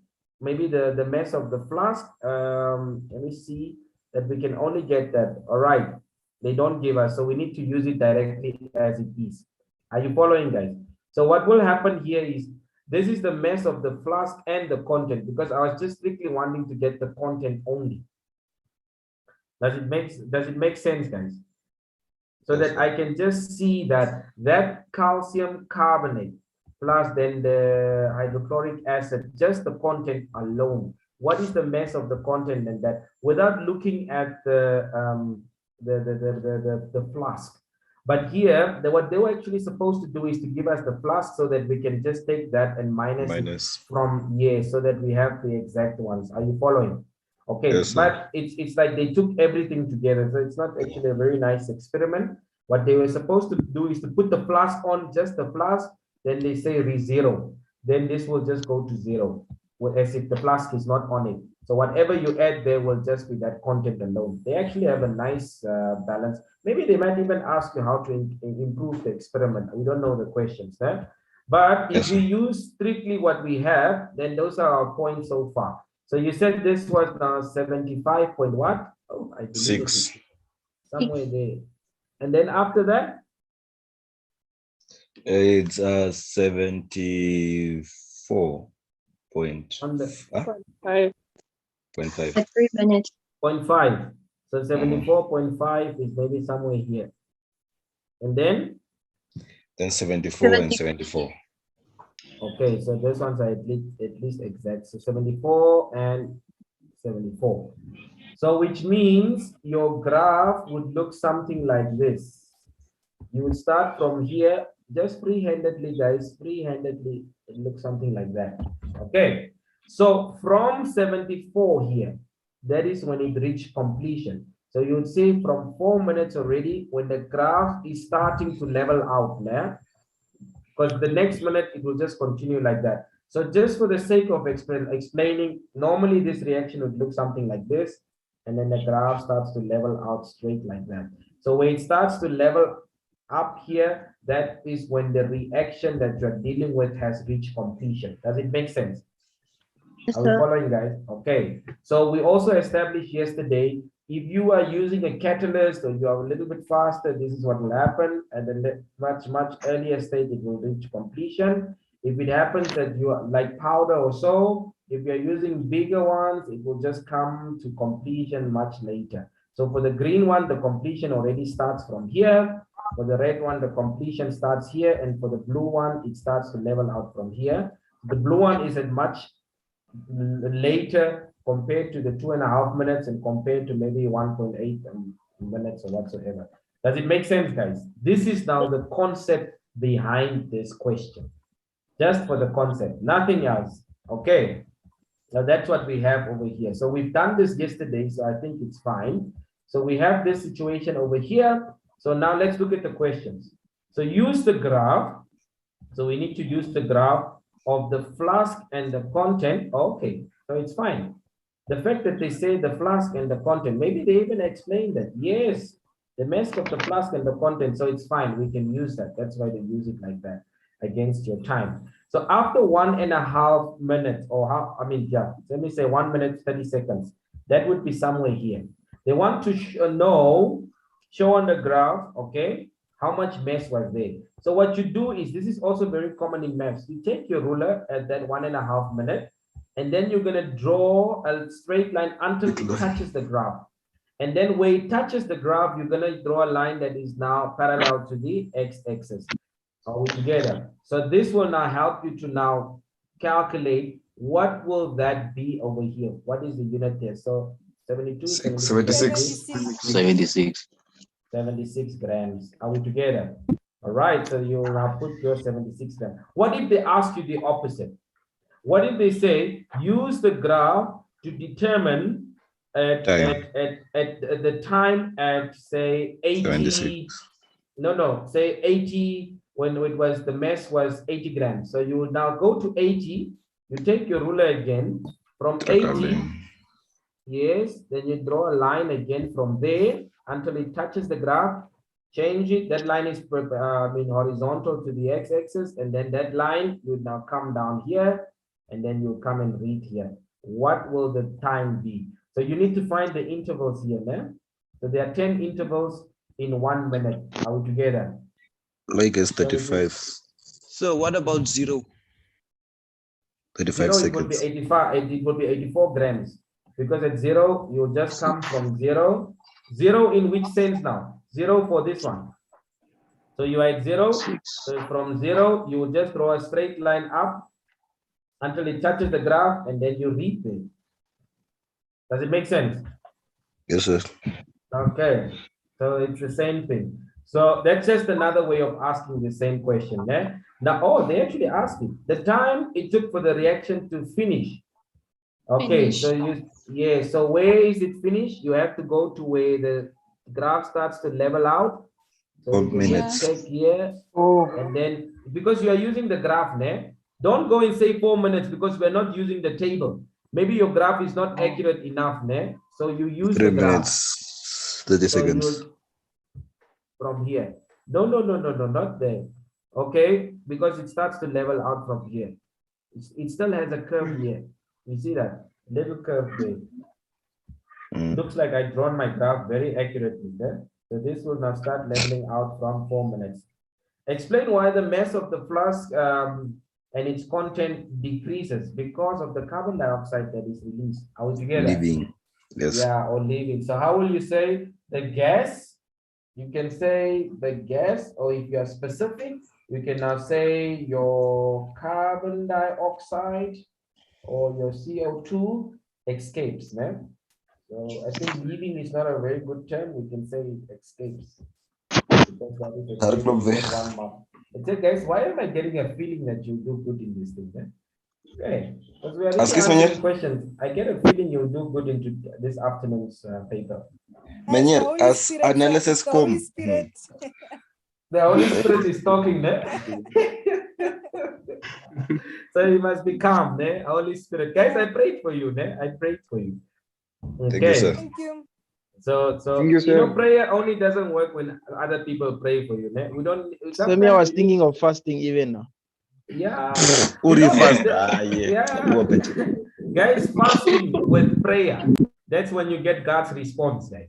Something wonderful happened today that, I'll tell you some other time. Teresia. Welcome, Teresia. How are you doing? Sibeso. Is it Teresa Sibeso? Or is it, how are you doing, Teresa? What's in them? Excellent in them. Yeah, Teresia. Teresia doesn't want to talk to us. Okay, so in E, a second experiment was carried out using hydrochloric acid at a higher temperature. So what happens here? The temperature is changing. How does the temperature affect the reaction rate? It increases the reaction rate now. So the amount of concentration of all the reactants remains the same. So the only variable is the the temperature. So then they say we should now sketch. Now on the grid, sketch the curve to show the expected result. So it will take place, or the reaction will take faster, it will react faster. So if we have that, let's just take away a lot of these guys over here. I don't want to do that. Maybe I can just do that. So what will happen here, guys? If you have to draw that one, maybe we draw it in red. The graph will reach completion first. So the graph will maybe start here and then maybe start reaching your completion faster. Already. So does it matter on which side do we put it? Yes, it does. Because if you put it on top, it means it's slower. Because of that, you understand? Because on top, it has to come and drop later. Whereas the bottom, it can start dropping already early. So the top one is normally the slowest, the middle one is medium, and the other one is the fastest. Yes, so it does matter where you draw it. Okay. Okay, sir. So any questions, guys? You are still so vigilant. Eh? I'm impressed. So far, so good, classes, yeah. So Don't far, panic. so good. Eh? Don't panic. Don't panic. Don't panic. Okay. So we have been running now. I don't know for how long, but yeah, it's been some time. But people are still, they are still awake. All right. So that is the idea there. Then the next one, suggest the reason for covering the flask with a cotton. Guys, this is a very common question. So, To prevent other gases from entering. Okay, let me write it down for you guys because it might be in today's paper. So please write the following. To stop whatever acid you are having there, the hydrochloric acid. No splashing. Are you together? Why am I echoing that? Why am I echoing that? Emmanuel, you make me echo there. All right, so it's to stop the other reactant, not the calcium carbonate, that reactant. Or you could say it could be the acid. You don't have to be specific about it. Or you could simply say that liquid because it's accurate. So whatever that is that you're talking about, it stops it to do what? It stops it from splashing out. Please put it like that. It stops it from splashing out. Or now I'm going to put it maybe in another color. Or the next explanation could be what? To allow the gas to escape. To allow the gas to escape. So you can put other things. You can put other things such as not to allow other gases from the air to contaminate. But those gases can also come in, right? Yeah, so don't ask. So there's a gas go out. So that's not the main point. So the main point here, I know there's a misconception of that, is to stop that from splashing out or to allow the gas to escape. Are we together? Yes, sir. So, but it's just 1 mark, so you can put either one of those. All right. Questions? Are we fine? No questions. So if there are no questions, now Teresia that is making me echo. Yeah, I just took it out. Teresia makes me echo. All right. So here, I want to see. Don't we have an acid-based question yet? Guys, I don't need to do this question. This is again a qualitative analysis, no? Whenever they do. No? So I think our prayers must be that that thing must not be there. Eh? So I think Mr. Simba did this question with you, isn't it? Yes, sir. Yes, sir. Yeah, so I can just quickly share the answers with you. Is that okay? Yes, sir. So Yes, for those that might have missed the answers, could just quickly go through. So there was A and B. I have his memo here somewhere. Yeah, I have the memo of Mr. Simba somewhere. Sir, can you also share the paper? Yeah, I shared it already on the group. Oh, okay. So white precipitate, yes. has her hand up. Oh, Tashia, yes. Sorry, thank you. About the question paper. Yes. Will they ask us to balance equations? It's very rare. I will not say no, but it's very rare. Okay.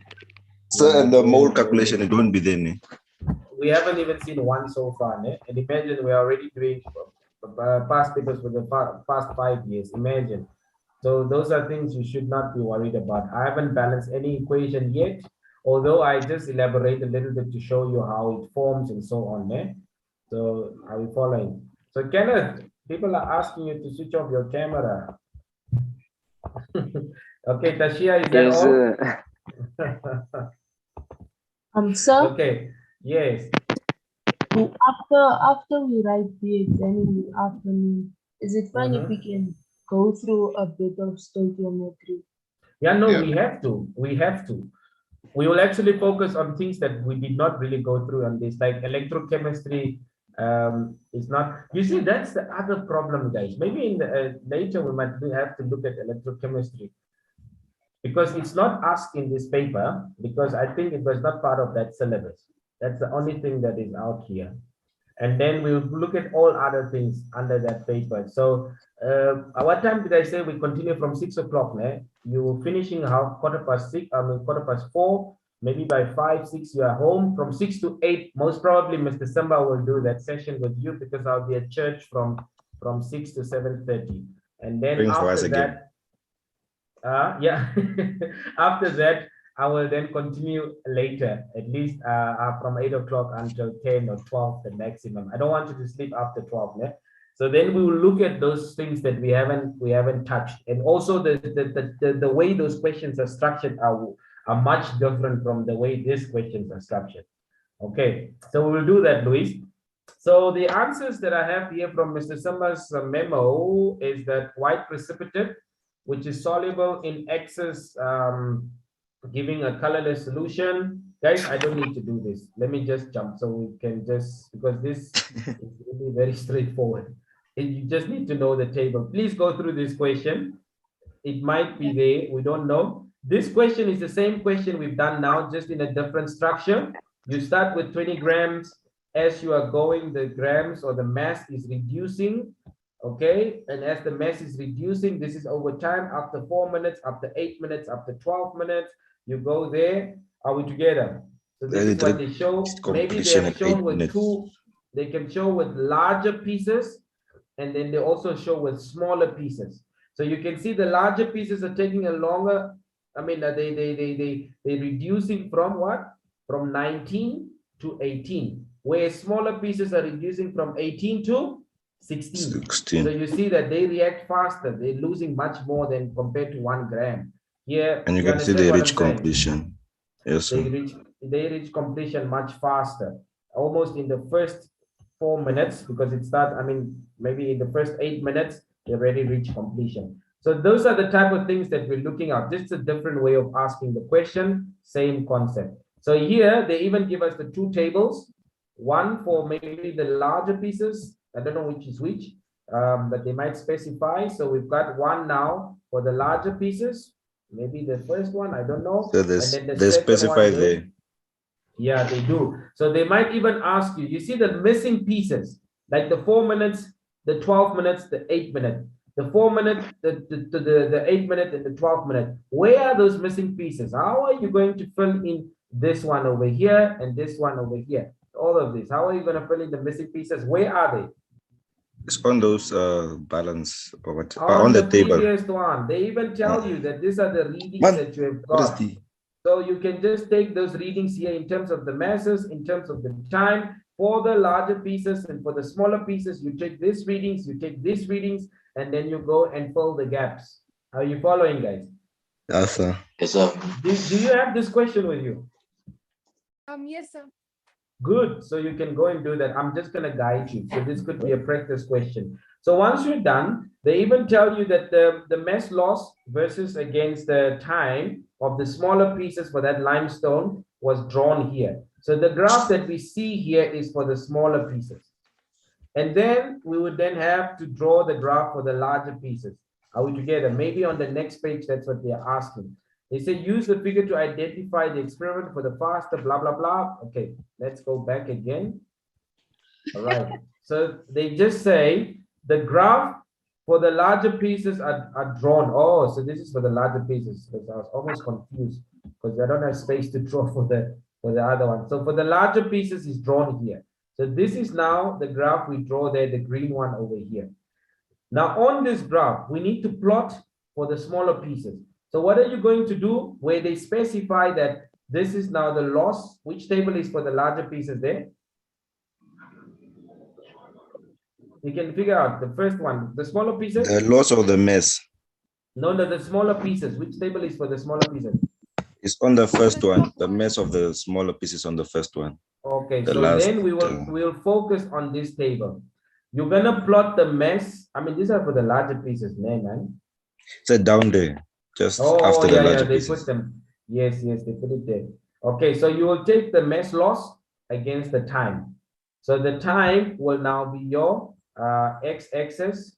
Let's just get a pen. This will be your x-axis. Hey, what's happening here? Your x-axis, and this will be the y-axis.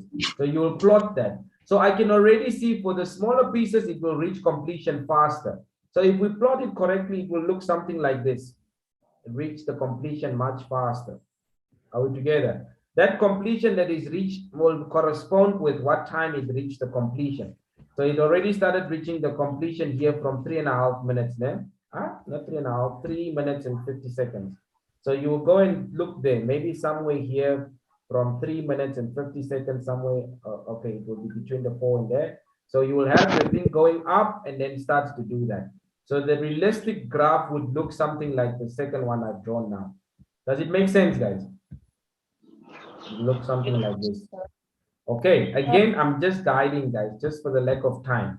So you now have to explain what is happening. Now, in your explanations, they are asking us, look at that figure and identifying the experiment with the faster rate of reaction. So from the experiment, you can say which one is it? Is it the first or the second experiment? We can say the smaller pieces were used or the larger. Explain what happens. This has to deal with surface area, guys. So the larger surface area will ensure that the reaction, because of collision theory, larger surface area enables more collision to happen. That is why the faster reaction will be in that case where it's smaller. Are you following, guys? Okay. Explain why the loss of the mass is the same in both experiments, because both experiments will reach completion just at different times. Are we together? We're using the same amount of concentration. We're using the same amount of masses. So the moles are the same. You have the same amount of substance. It's just that one is bigger and the other one is smaller. So they will. So I think there's a theory about that. Yeah, the theory behind that in closed system is that you'll always attain the number. I mean, the amount of reactants will just be rearranged to form the product. So yeah. Behind that. So you can say the mass conservation, the law of mass conservation. So that is what it is on that case. The mass at the reactants the same as the mass at the products. Yes. So you could put it in that sense, okay? So one could put it like that. The same volume and the same concentration, rather put it like that. So the same volume, same concentration of the aqueous hydrochloric is used. So it's not, the mass will not change, okay? So mass conservation can also help. The reason why I'm a little bit skeptical of the mass conservation is it only applies to a closed system. But here we've got some things escaping. So the correct answer to put there, let me just fix this, okay? The correct answer to put there is to say the fact that you're using the same volume and same concentration of the hydrochloric acid. Yeah? So I would like you to put that the same volume and the same concentration. So the amount of substance is used. The same volume and concentration of hydrochloric acid is used. So the fact that you talk about the volume and the concentration will give you those 2 marks. Please put it like that. Okay? Do not say the same mass. Mauritius will take this one out. Why? Because the system is not a closed system. That only applies to a closed system when nothing can escape from the system itself. Okay. Now state 2 reasons for putting the cotton. You see, they explain it again. What are the 2 reasons that we'll put? For the content not to splash out. Maybe that's better, né? Just say for the reaction content not to splash out. Né? That's 1 mark. The other one was what? Allow the gas that is produced to escape, né? And to allow the gas produced, okay, the gas that is produced to escape. Are you following? Yes, sir. Okay, so you can put those 2 reasons. You see the repetition of it. Guys, question papers are key. Yeah? So this is the end of this question because this bold shows us the total of that question is 17 marks. Out of all confidence, guys, if you were to get a question exactly like this, How much out of the 17 would have you scored? Just put it on the text box so I can see for interest sake. Okay, please repeat your question. Out of the total of 17 marks, could you please? Hey, I'm offering somewhere. Teresa, please switch off some other device there that's making that happen. Out of the 17, 12, 14, 15, away, nice. Mauritius, there's a request that when you ask questions, you must put up your hand because you are speaking above my voice and some of the learners don't hear that. Ne? So let us be civilized. Okay, sharp. All right, wow, everybody is suggesting about 10 marks. Okay, so you see the graph that will be produced here will be like this. When you've got the conical flask on a balance with a cotton piece. If you have it in the case of collecting in a gas syringe, né? So you've got the conical flask again in a gas syringe, that graph will look like this. Are you following the first graph we were having? Please know the general shape of the graph and the setup of the reactions. Guys, so which means that we must pray for this type of question to come because some people are even saying 17 out of 17. 15, 17, 2 17s now. Away, David. I mean, not David. Who is this one? I just saw it. So tell that boy to change his name. Diamond. Isaac Diamond. Yes, Diamond. that's his name. Diamond, you must change your name, please. Otherwise, we'll remove you now. Isaac, can you hear us? Diamond? Yes, sir. Yes, sir. Okay, thank you. All right, guys. So here we've got a bunch of equipment or instruments from the lab or apparatus. If you just look at it, just say, okay, what is this thing here? Where is it? Condenser. Yes, and we normally use it in a setup where we are doing distillation, right? Distillation. Yes, sir. What about this one? What is this one? Bunsen burner. Yeah, these guys are on point, yo. And then the thermometer, that one you must even say, yes, sir. The beaker, yeah. All right. So this one, what do we call it? It's a type of flask, man. Come again? Yeah, round bottom flask, man. It's a round bottom flask. Just think of the round A is a bottom. liquid condenser, right? Yes, it's a liquid condenser. You see the way the condenser works, man? Liquid or liquid? Liquid. Not leopard, man. Okay, so anyway, so what happens here is, look what happens, man. Because if you are now having the liquids that you're separating will now come in at one point. Let's say if it comes in maybe at this point and it has to exit at that point. Now in between, around it, you've got this water going in here and it moves around it, around that. It doesn't come in contact with the liquid here. So the reason why you have it around it is to keep it cool. You understand? So it will go in here, fill that whole thing, and then it goes out. So there's an outlet and you've got, say, a tap on this side. So it continuously moves, I was so irritated by it when we were first here at university because I felt like we were wasting water. That water could have been collected somewhere. Maybe they were collecting, I don't know, that you could reuse it or something. Nah? Are you following, guys? Yes, sir. Okay, so that's how it works. All right. And then the rest of the things, I think we know how it works. Nah?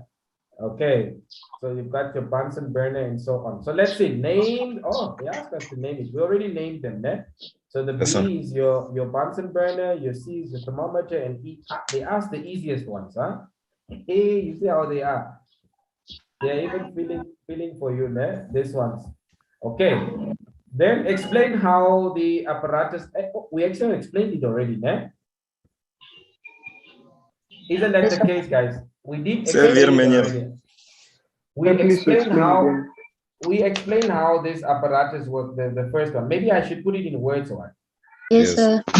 Okay, so let us see if we can get our English up there and then we try to put it in words. Okay, so this first part is fine, isn't it? The first part is fine. I think everybody is comfortable with naming this equipment there.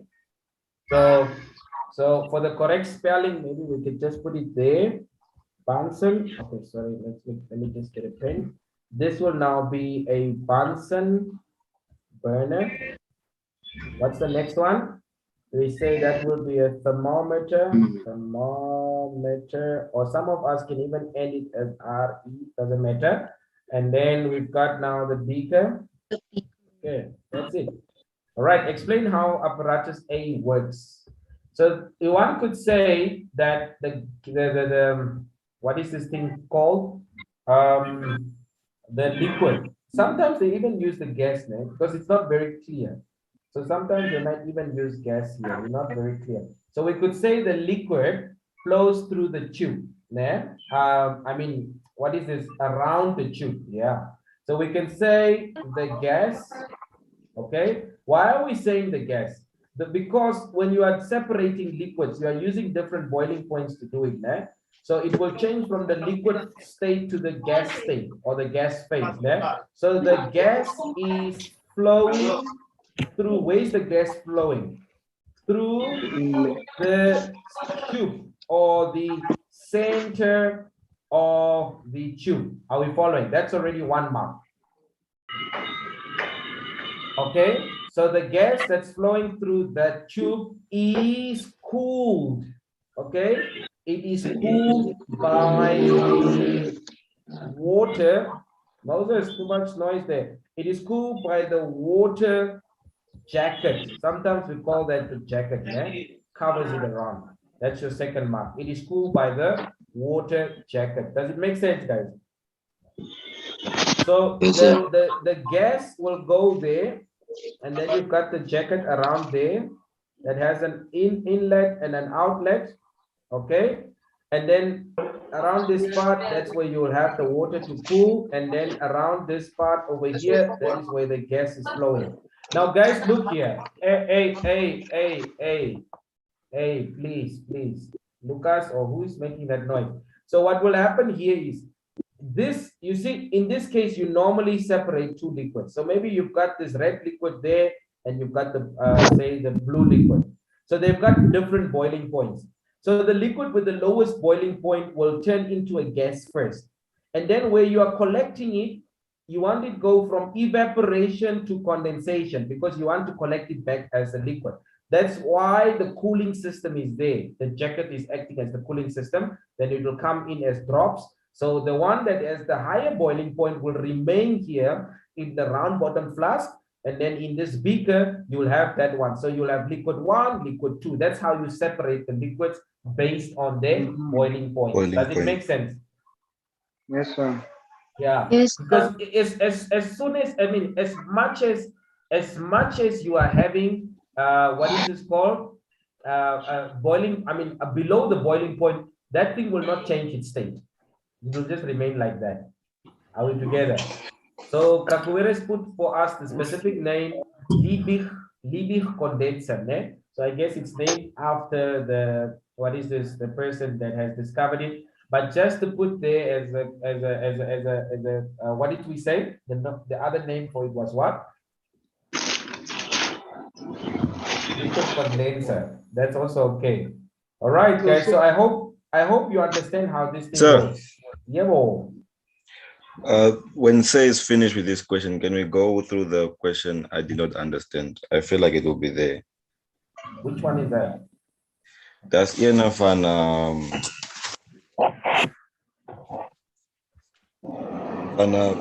magnesium ribbon. Okay, we'll go through it. Let's just finish this.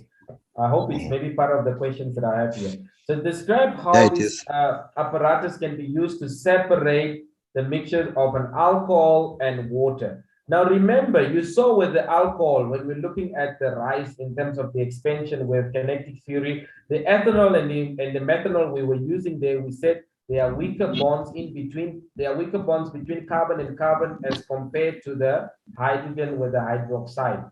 Are we together? Or even hydrogen with the oxygen and so on. So we can see that the alcohol will have a much lower boiling point than the water. Are we following? So that process that I was explaining here is what you're going to put in words. So what are you going to, now you need to be specific, guys. You need to be very specific as per the apparatus that you are having. So if you take a look at this, just let's see what we will use. We'll use the Bunsen burner to burn it up. We'll use now The the mixture thermometer. of the alcohol will be there. Are we together? And then you will have, what is the beaker used for? Beaker is used to collect. Collect. Yeah? Collect the Perfect. The distillate. thermometer is used to control the temperature. If you know Yes. that alcohol will boil at this temperature, you make sure that you have the temperature, and then this liquid condenser, you have that over there. So if you connect these things together, this is what it will look like. You'll have the round bottom flask, and then you will have your Bunsen burner down here to burn that alcohol water mixture. That thing will be connected now to the condenser, having the inlet and the outlet on this side. And then in the middle, you've got where the gas will be coming through. And then you've got the beaker to collect it. And then you'll have the thermometer exposed here so that this that is going up can show what is the temperature of that coming up. So if that is the temperature, instead of using the Bunsen burner, you could even use a heating mantle where you are putting this in a heating mantle at a specific temperature without controlling the flame. Yeah? If you are using the old method, you control the flame that is exposed to that. That's the setup. How are you going to put this setup in words? That's the next thing. Are we together? So you need to say apparatus B will be used for what? Apparatus C, apparatus A, apparatus D will be used for, but you understand, in order for you to get the 5 marks. Now remember, how many apparatus do we have? 1, 2, 3, 4, 5. So it's as if you need to mention the function of each one of them for 1 mark. Are you following, guys? Yes, sir. Okay. So if that is the case, guys, let's have silence. If that is the case, then we start first off by saying what? We can start apparatus B is used to heat. So you can say apparatus, okay, B is used to heat. Are we together? What is it heating? The mixture is used to heat the mixture in where? Where is the mixture? In apparatus where? In apparatus D. Are we following? That already gives you the 2 marks. You already have 2 marks for that. And then which is connected to apparatus A, just like I showed you with the picture. Yeah? So we'll say which is, do you have this question with you? Connected to apparatus A, right? The apparatus A is the condenser. Okay, so you are telling me that this round bottom flask is connected to that. Are we following, guys? All right, so you've got the 3 mark. And then you will say, and the liquid, okay? The liquid formed is collected where? In which apparatus? In your apparatus where? E, which is your beaker. Don't say beaker, what you can even say that, no problem, right? And then what did we leave out? Apparatus C, which is used for what? So the apparatus C is used to measure the temperature. Are you following, guys? I answered this question in detail so that you can see if you are asked this. So out of the 10 marks, I believe most of you would score 8 and above. Yeah? To measure the temperature of what? What temperature are we measuring? The temperature of the gas that is released. Are you following, guys? Yes, Mauritius, your hand is up. Okay. I want to ask, sir. What are we trying to collect, sir? Is it the water or the alcohol? It's the alcohol because it has a lower boiling point. So the what is it? The temperature must be lower than 100. Most probably. Sometimes the alcohol can be very specific, then you'll know if it's ethanol, you can go and check what is the boiling point of ethanol, and then you can control if you have a heating mantle to control it with the heating mantle, the temperature. Heating mantle is almost like, it's like a cloth thing where it fits exactly, I mean the liquid, I mean the round bottom flask fits exactly into it, and then you can say, I want to heat it at this specific temperature, like you switch on a stove or the oven. You can adjust your oven to 180 or 220 degrees. Are you following? So if you, let's say, for example, what will happen? If your alcohol is having a boiling point of, say, 79. Now the boiling point of water is 100. So if you put this at 79 or maybe even at 80, only the alcohol will change into that. But if you go and burn that at 100, both the alcohol and the water will change into gas. If it condenses and collects in the beaker, you still have the mixture of both the alcohol and that. So you must adjust the temperature in order for you to separate them. Does it make sense? Yes, sir. Okay. Any questions? If there are no questions, let's move on. Okay, guys, we only have 1, 2, 3, 4, 5, 6, 7, 8 pages. Yes. Sir, Mhm. I wanted to ask now, in this case, let's say we're not given the temperature of the alcohol. No, And no, like it's in this- that's why this is a general question, Takwire. Nobody asked you which liquid will come from where. They just simply said, explain and describe how you would use this apparatus to separate alcohol from the water. I'm just telling you the concept, the theory behind it. I'm trying to relate it to the previous question we had about the expansion, and so why the alcohol at a bigger expansion or a larger expansion compared to the water. So they don't say that, and they will never make it specific on your level. Yes, sir. But if you go into the lab and you work one day in the lab, then you use specific. This is just the general concept. Does it make sense? Yes, sir. That's why we even say apparatus A, B, C. We don't even specify what we're using. But they are saying use, and I mean, describe with this apparatus. So it's very important that we are actually using the apparatus in our description. Describe how the apparatus can be used to separate alcohol from water.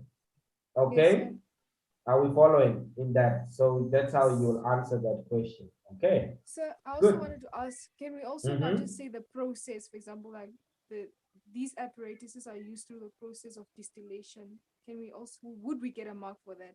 No, you would not, because they didn't ask you for the process. They just asked you how you would use the apparatus. The question, I mean, the answer is not wrong, but it's not what is asked for. It's like I'm asking you, please write your final answer as a decimal, and you write your final answer as a fraction. You understand? It's still the same answer, just in different forms, but the question asks you in decimal and you are putting in a fraction. Then your final answer will be wrong, because that's not the question. Does it make sense? Yes, sir. Okay. So here we've got Peter. Looks like Peter likes to do experiments. This is a physics question, eh? Determining the density and so on. We put a wrong question here. Okay. All right, so 2 pages are down. So how many pages do we have left? Just at the bottom here, 1, 2, 3, 4. We're almost there now. If there's a repetition, I'll go through it fast. Okay, I don't know why we don't see acids and bases in this question. It's not very common. Okay, so Catherine is investigating the temperature change of, say, okay, and then the 2 solids labeled with the plastic cups, you've got diluted to this, and the thermometer stopwatch. Okay, so what concept are we looking at here, guys? What is this question about? Just by looking at it at first glance, okay? Okay, I think this question has to deal maybe with reaction rates. We don't know. So we could have reaction rates. I think I'm not going to repeat that again because you've got time against temperature. So at some stage you have to make, yeah, I think it could be a general question in terms of the expansion and so on. Now. So you've got time against the temperature. You will plot it for the first graph, for the second graph, maybe on the same thing. Let's look at it.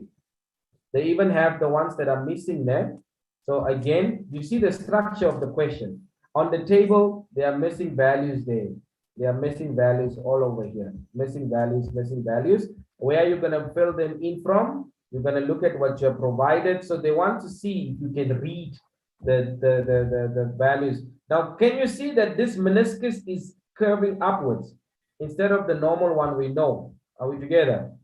So you have this here, which will be 20. This will most probably be 17. And this will most probably be what? 13 there. So this is 13 over 120 seconds. This will be 17 over 60 seconds. This will now be 20 over 30 seconds. You fill them in at the previous table. You come and you plot the two experiments. You plot both experiment 1 and 2. Do you have this, guys? Do you have this question with you? Yes, sir. Perfect. Do it as an exercise so that you can see how you plot, how you draw. Is it a graph like this, graph like this? I think they spoke about a best fit line there. So you can use a clear ruler to get the best fit line. What do we mean with the best fit line? Let's say my points were like this. They were scattered like this.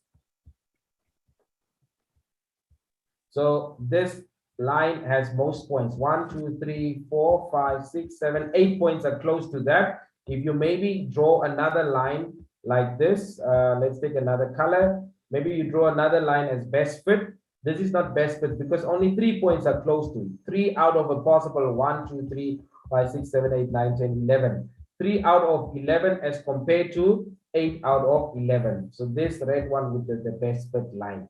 That's what we mean with the best fit line, guys. Okay. I hope the concept there is clear. So please, since you've got the paper, please go through this. Okay. And then the next one is now with reference to the chemical reactions that occur in A and B. When you add this one, draw conclusions to this. Guys, normally questions like this is to see what is happening over there altogether. But before I go there, that table, the graph, once you have drawn the graph, the points that we are counting for the graph is, in that graph, we don't have a scale. So did you put up the correct scale?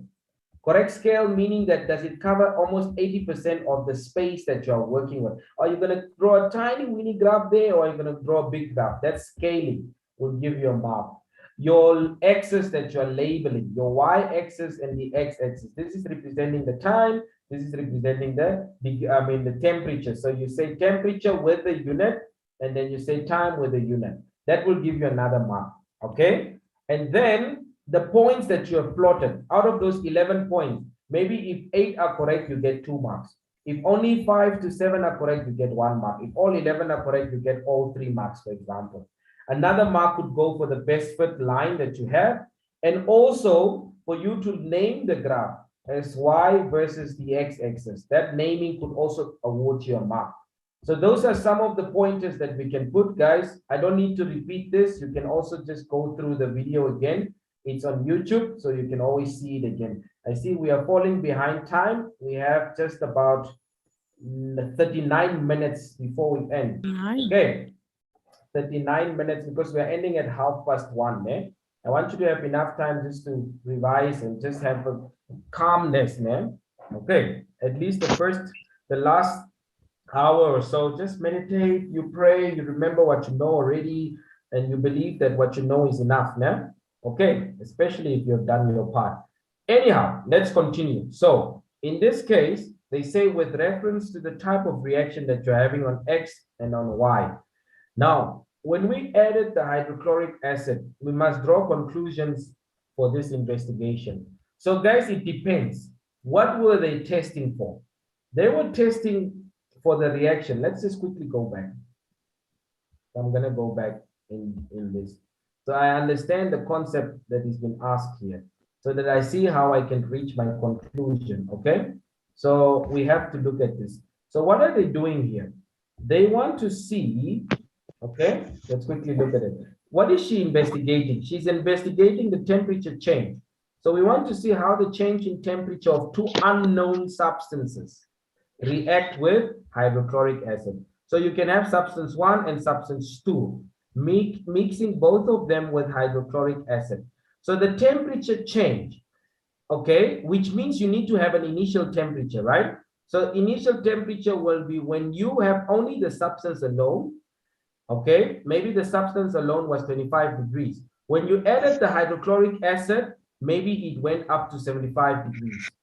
All right. What if we look at substance A? If it was 25 degrees, it's the same substance, remember? When we added the hydrochloric acid, for example, maybe it reduced now to 15 degrees. So this will now be from a high temperature to a low temperature, or from a low temperature to a high temperature. So if it is gaining energy inside, the temperature is increasing, then that will be an endothermic reaction.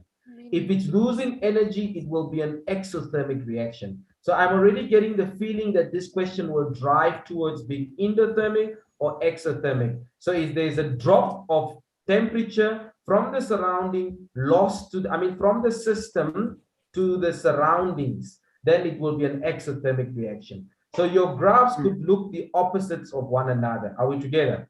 That's the feeling I'm getting over here. So you can already see the temperature here in experiment 1, what is happening? It is gaining temperature from 26 going up to 40. Here from 15 going to 9, the temperature is dropping. So from a high temperature to a low temperature means that I am giving out, so this would be an exothermic reaction. Whereas from a low temperature to a high temperature, I'm gaining temperature into the system from the surroundings, then it will be an endothermic reaction. And that is the conclusion you will reach. Guys, you can't reach a conclusion if you don't understand the question. You see, I had to go back to the question. I thought I could just browse through. Are we together? And then we reach the conclusion. So you would say reaction X is maybe exothermic or endothermic. Reaction Y would be endo or exo, depending on the temperature. I can already tell you reaction, if this is reaction, say, for example, Y, I think, and this was X. So the X will now be exothermic, the Y would be endothermic reaction. And that is the conclusion that we must reach. Are we together? Can I have a thumbs up? Yes, Mauritius, your hand is up. Sir, quickly show a rough sketch how endothermic. I don't know, man. Otherwise, we now need to maybe just get into the specifics here. Who can remember what were the units that we had? No, sir. No, I can't show you now. But if you want to know the concept, you remember you had your heating curve like this, isn't it? And then you had your cooling curve like this, remember, in physics, in thermal physics. So if this is your temperature, it will start from a high temperature going down with time. So one might look like this if it's directly proportional. So you would start with a low temperature here going up, then one might look like that. Does that make sense? Yes, sir. Yes. Okay, maybe it was curve, I don't know. It just, all I can say is from a high temperature to a low for the blue, for the red, from low to high temperature, the time element will be consistent in both. Are we following? So in this case, because you are starting here at 0, you will see what was the temperature at 0, for example. Are we together? And then after 30 seconds, so they might tell you you are starting with a temperature of, I don't know, what was the temperature? Oh, the temperature is here. This is what you had to record. So you will have your 20, 21, 2, 3, 4. Are we together? So you could have started maybe at 0. Is that what they say? This shows the initial temperature. So you were starting at 24. It looks like it now, 24. Okay. So from a small one, you see when this thing starts to expand, it will drop first, and then it starts to go down. Are we together? But anyhow, from there, 26, 29, and it goes on like this. This 2 missing or 3, 4 missing gap, you could get from the other one. So your graph would look something like that, Mauritius. Starting from 24, maybe over there, going all the way up to 40 for the first experiment. The second experiment, I don't know at 0 where we start. Maybe we could quickly just glance at it. At 0, it's the 30 seconds. At 0, you'd have the same temperature anyway, okay? So you would have the 24 because it's the same. Yes, that's why they don't show that. And the others after 30, 60 seconds, I don't remember how much they were. They were there 20 and 17 and 13. Yes, Mauritius? I was asking how an endothermic and an exothermic graph looks like. Endothermic and exothermic graph looks like. Yes. Okay.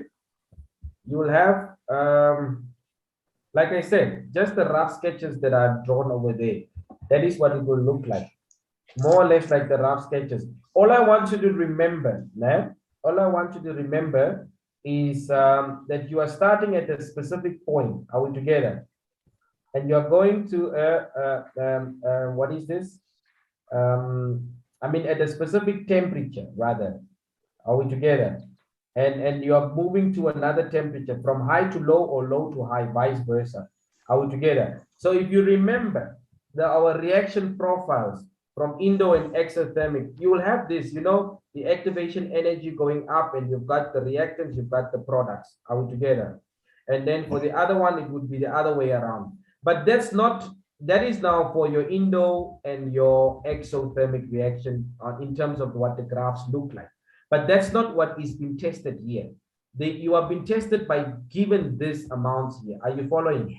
And then once you plot the graphs over here, then you will see how you put it down. So I want you to go and put in these points, and then you try to see. We can try the first one. I don't know who can help us. The first one was 24, or you have everything there, eh? So only the 24 will be added. So you will say at 0, now you need to put your scale. You need to put your scale. Maybe you can say your scale could be anything as to say, maybe this will now be 5 or 1, 10, or however you want to make it. Maybe you can even count in ones, 5, 10, 15, 20, 25, and then 30. You must check what was the highest temperature. What was the highest temperature there? 40, I think, 35, and then 40. That's fine. So you are starting here at 0 minutes. You are starting at 24. So that will be a third. What is the next point at 30 seconds? At 30 seconds, what's the temperature? Check on your table there, guys. You've got the question in front of you. Help me. So some of us don't have it. Okay, so now I have to scroll between the things now. So the 30 here is 26 and 29. Okay, 30 and 60 is 26 and 29 respectively. Okay, 26, 29. So you would come here. Come on. Okay, guys, now if you don't have the question paper in front of you from all these 40-something kids that we have here, yesterday you were about 30 in the class, and none of you are seated with the question paper. So here we've got what was it for 30 seconds and 60 seconds? It was 26. Okay, so you can have it now at 26. And then for 60, it was 29. Okay. And 29 at 60. Yes. So you can go maybe to 29, and then it goes. So you see the trend here, Mauritius, you're going up. So that will now be an endothermic reaction. So maybe the exo, you would have it the other way around. So test it out, man. Test it out and come up with the general shape. Okay, explain why the temperature remains the same after both reactions. What? Because it has reached completion, Yes, so you could put it that way. The reaction is complete, all the acid is used up, or the solids are used up, or you understand. So that is fine on that part. They show us here, we've got an ice cube there that is moving here. Guys, this is also physics. This is on, what is this thing called? Thermal physics, convection, conduction, and so it doesn't apply to us, right? This again is on qualitative analysis. You need to know how the colors are changing. We've done enough of that. And there's something on pollution there that could be dealing with toxic, maybe the lead or so. So that's our final page, guys. So you see, we made it without taking a break. So it's 1 o'clock now. So you have about 2 hours before you write the exams.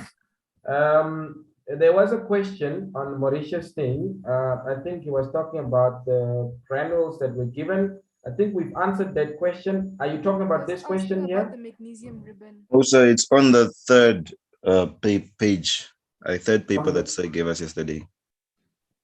Is it this question? So the one on the magnesium ribbon.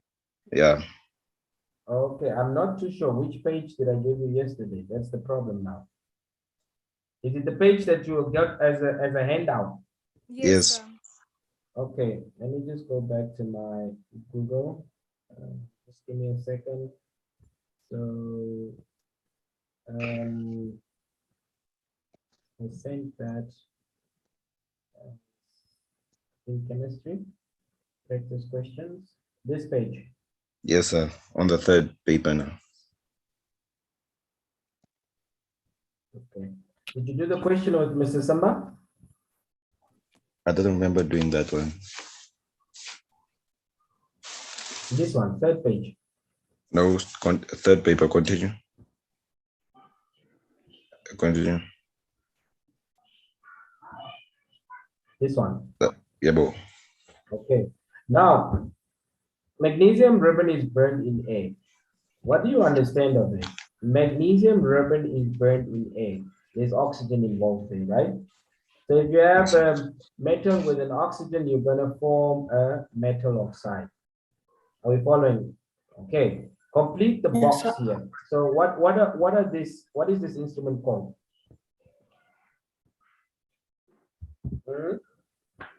That's what they want you to do there. What is that instrument called? I thought you guys said you don't want to do Cambridge questions. Now you're asking me Cambridge questions. Why are you guys so mixed up? Hey, that's not what you said like that. You are even the ones that were emphasizing it's overwhelming and what we must just. Egg manier. Yeah.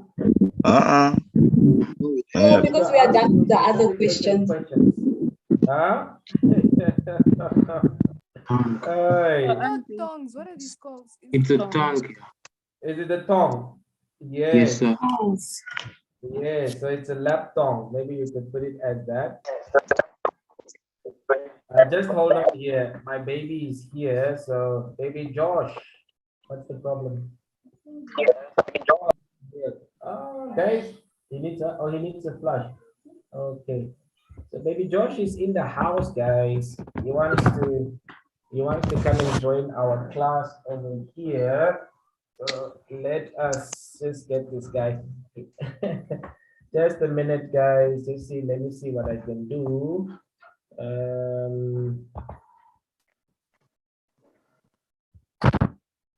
Oh, sorry, guys. Just give me a second. You see, my fatherly duties do not just stop like that, man. Okay, just give me a second. Let me say, Josh, say hello to these people. Can they see you? Sir, will sir be able to upload this lesson before we go right? Yes, it's already on YouTube. Say hello, Josh. You guys see Josh? Josh is greeting you guys. Don't know whether you can see him because I can't see my camera. Sir, it's black. Pitch We black. can't Can't see see, anything. sir. Black. Okay. Anyhow, so I need to have baby Josh with his nose. You know, baby Josh's nose was completely blocked on the one side. He had Sir, scar just suck tissue. it out. No, I do suck it out. Not block in the sense of there's some of that. What do you call that substance? Mucus or what do you call it? Manina. Mucus, bruh. Vanilla strong. Way more shit. I just know in our language is honipke. But anyhow, so his nose was completely blocked, like there was scar tissue, like the flesh was grown against each other because in the hospital they had to, and then through prayer it just opened up, guys. That's the power of prayer, né? So now you can breathe through both nostrils. It's still growing open on the other side. Né, Josh? Okay. Okay. Anyhow, so let's just quickly look at it. My baby needs my attention as well. Complete that. So we put that there. So we can put it as a tongue. Suggest the appearance of the product that is formed with a magnesium ribbon. So what happens here, Mauritius, is the product that is formed with the magnesium ribbon burning that I showed you. Magnesium and the oxygen here would form your magnesium oxide. Since magnesium is from group 2 and this is from group 6, they just cancel each other out. So the product would be magnesium oxide. You could write it out as magnesium oxide in words, 1 mark. Name the product that would be formed when magnesium ribbon, it's the same thing. Suggest the appearance of the product. Again, the appearance of the product will, because you're burning it, right? So you have to go and look at your qualitative, but it will form a darkish color there. So here the product is this is that question. Suggest why the product is heated will take, after it has been added with water. Explain your answer. Did you guys not do this question? Okay, just hold on. No, sir. Okay. For the B, you said dark. Yeah, it will form a darkish color. So guys, let me end here. This guy is getting restless. So Belinda, yes, the thing is already on YouTube. So if you type Platonic Academy YouTube, you'll find it immediately. It's running live. I could also just share the link on the group as well. I'll just quickly copy the link on the group and then I share it over there. Okay, so guys, we meet again after everything. Good luck for your paper. Remember, it's just a 1 Are we hour. done? Yes, we're done now. It's just a 1 hour, 15-minute paper. So please take your time. Make sure that you are finishing on time. I see some of you are rushing and then you don't finish everything on time. And then another advice, I was talking to this to Kakuire to say that just if you have a watch, time yourself. Put maybe if you've got 17 questions and you've got 1 hour, 15 minutes, that would be 75 minutes. Then you say 17 minutes 75 divided by 17 minutes will give you an indication as to how long you must spend on a question. If you exceed that time, I advise you move over to the next question. Some questions, let's say you spend 5 minutes average on a question. Some questions, you might even just spend 10 seconds. You understand? So that enables you to come back to the question again. Are you understanding? So that Yes, you sir. have enough time. I, as a student, was struggling to finish my papers, and that worked for me very, very, very well. Are you following, guys? Yes, sir. Okay, so we will end here. Let us just quickly end in prayer. Okay. Dear Heavenly Father, we thank you once again, Father, for this opportunity that even though we can't see each other, Father God, due to obstacles, we could still connect, Father God. Father, as we have answered most of the questions from the past papers, Father God, may your favor, may your hand be in it here, Father God. May you help us to get questions that we are confident about, Father God. Questions that we have discussed, Father God. May we be happy after this paper. May we have that faith in you, confidence in you. May we rebuke fear, anxiety, or any form of doubt in the mighty name of Jesus, oh Father God. We completely trust in you with everything that we are doing, oh Lord. Help us, Father God, to achieve our goals. As most of us would like to continue to our AS levels, Father, help us to attain that minimum requirement of a C symbol in all the subjects that we want to do based on our careers, oh Father God. Help us as teachers, oh Lord, to also be calm, Father, as we're invigilating these papers, as we're collecting them, Father God, as we're marking them, just to make sure that we keep our integrity, oh Father God, that none of an event that happened before in this leakage would happen again, that we would write our papers, oh Father God, and that we'll get success out of it. Father, as we intend to continue later tonight, oh Father, preparing for paper 2 and 3, help us, oh Lord. Help us, Father God. Give us the strength that we need, oh Lord. Help us to get through this. In the mighty name of Jesus, we pray. Amen. Amen. All right, guys. So yes, we have done our best. So we leave the rest to God. Please just have a spirit of calmness. Do not panic about, I haven't done this question. I haven't looked at this topic. We have asked for a spirit of calmness. So we keep to that. Please, guys, man. Okay, so we keep to that. All right. So all the best for your papers. I'll share the link just now in a bit, and then you can have access to that as well. Okay, so bye. We will see you later. Most probably you'd have class with Mr. Simba. I'll connect after church. Okay. Yes, sir. All right. So Yes, all sir. the best. Bye-bye. Thank you, Okay, sir. Bye. Thank you, sir. Bye. You're welcome. You're welcome. Bye-bye. And also just welcome to our guest learners as well. I hope you enjoyed our lesson. Okay. Okay, so bye. You can leave the meeting. I'll share the link. If you have some of the guest learners numbers, seen the answers. I've got the answers on the link. Now I have to sit and write everything again. Let me rather prepare for your paper 2 and 3 to put it together. All right. So okay. Bye. It's gonna take some time for me to write it down, so I will not have the time now. Let's focus on tomorrow's paper. Okay.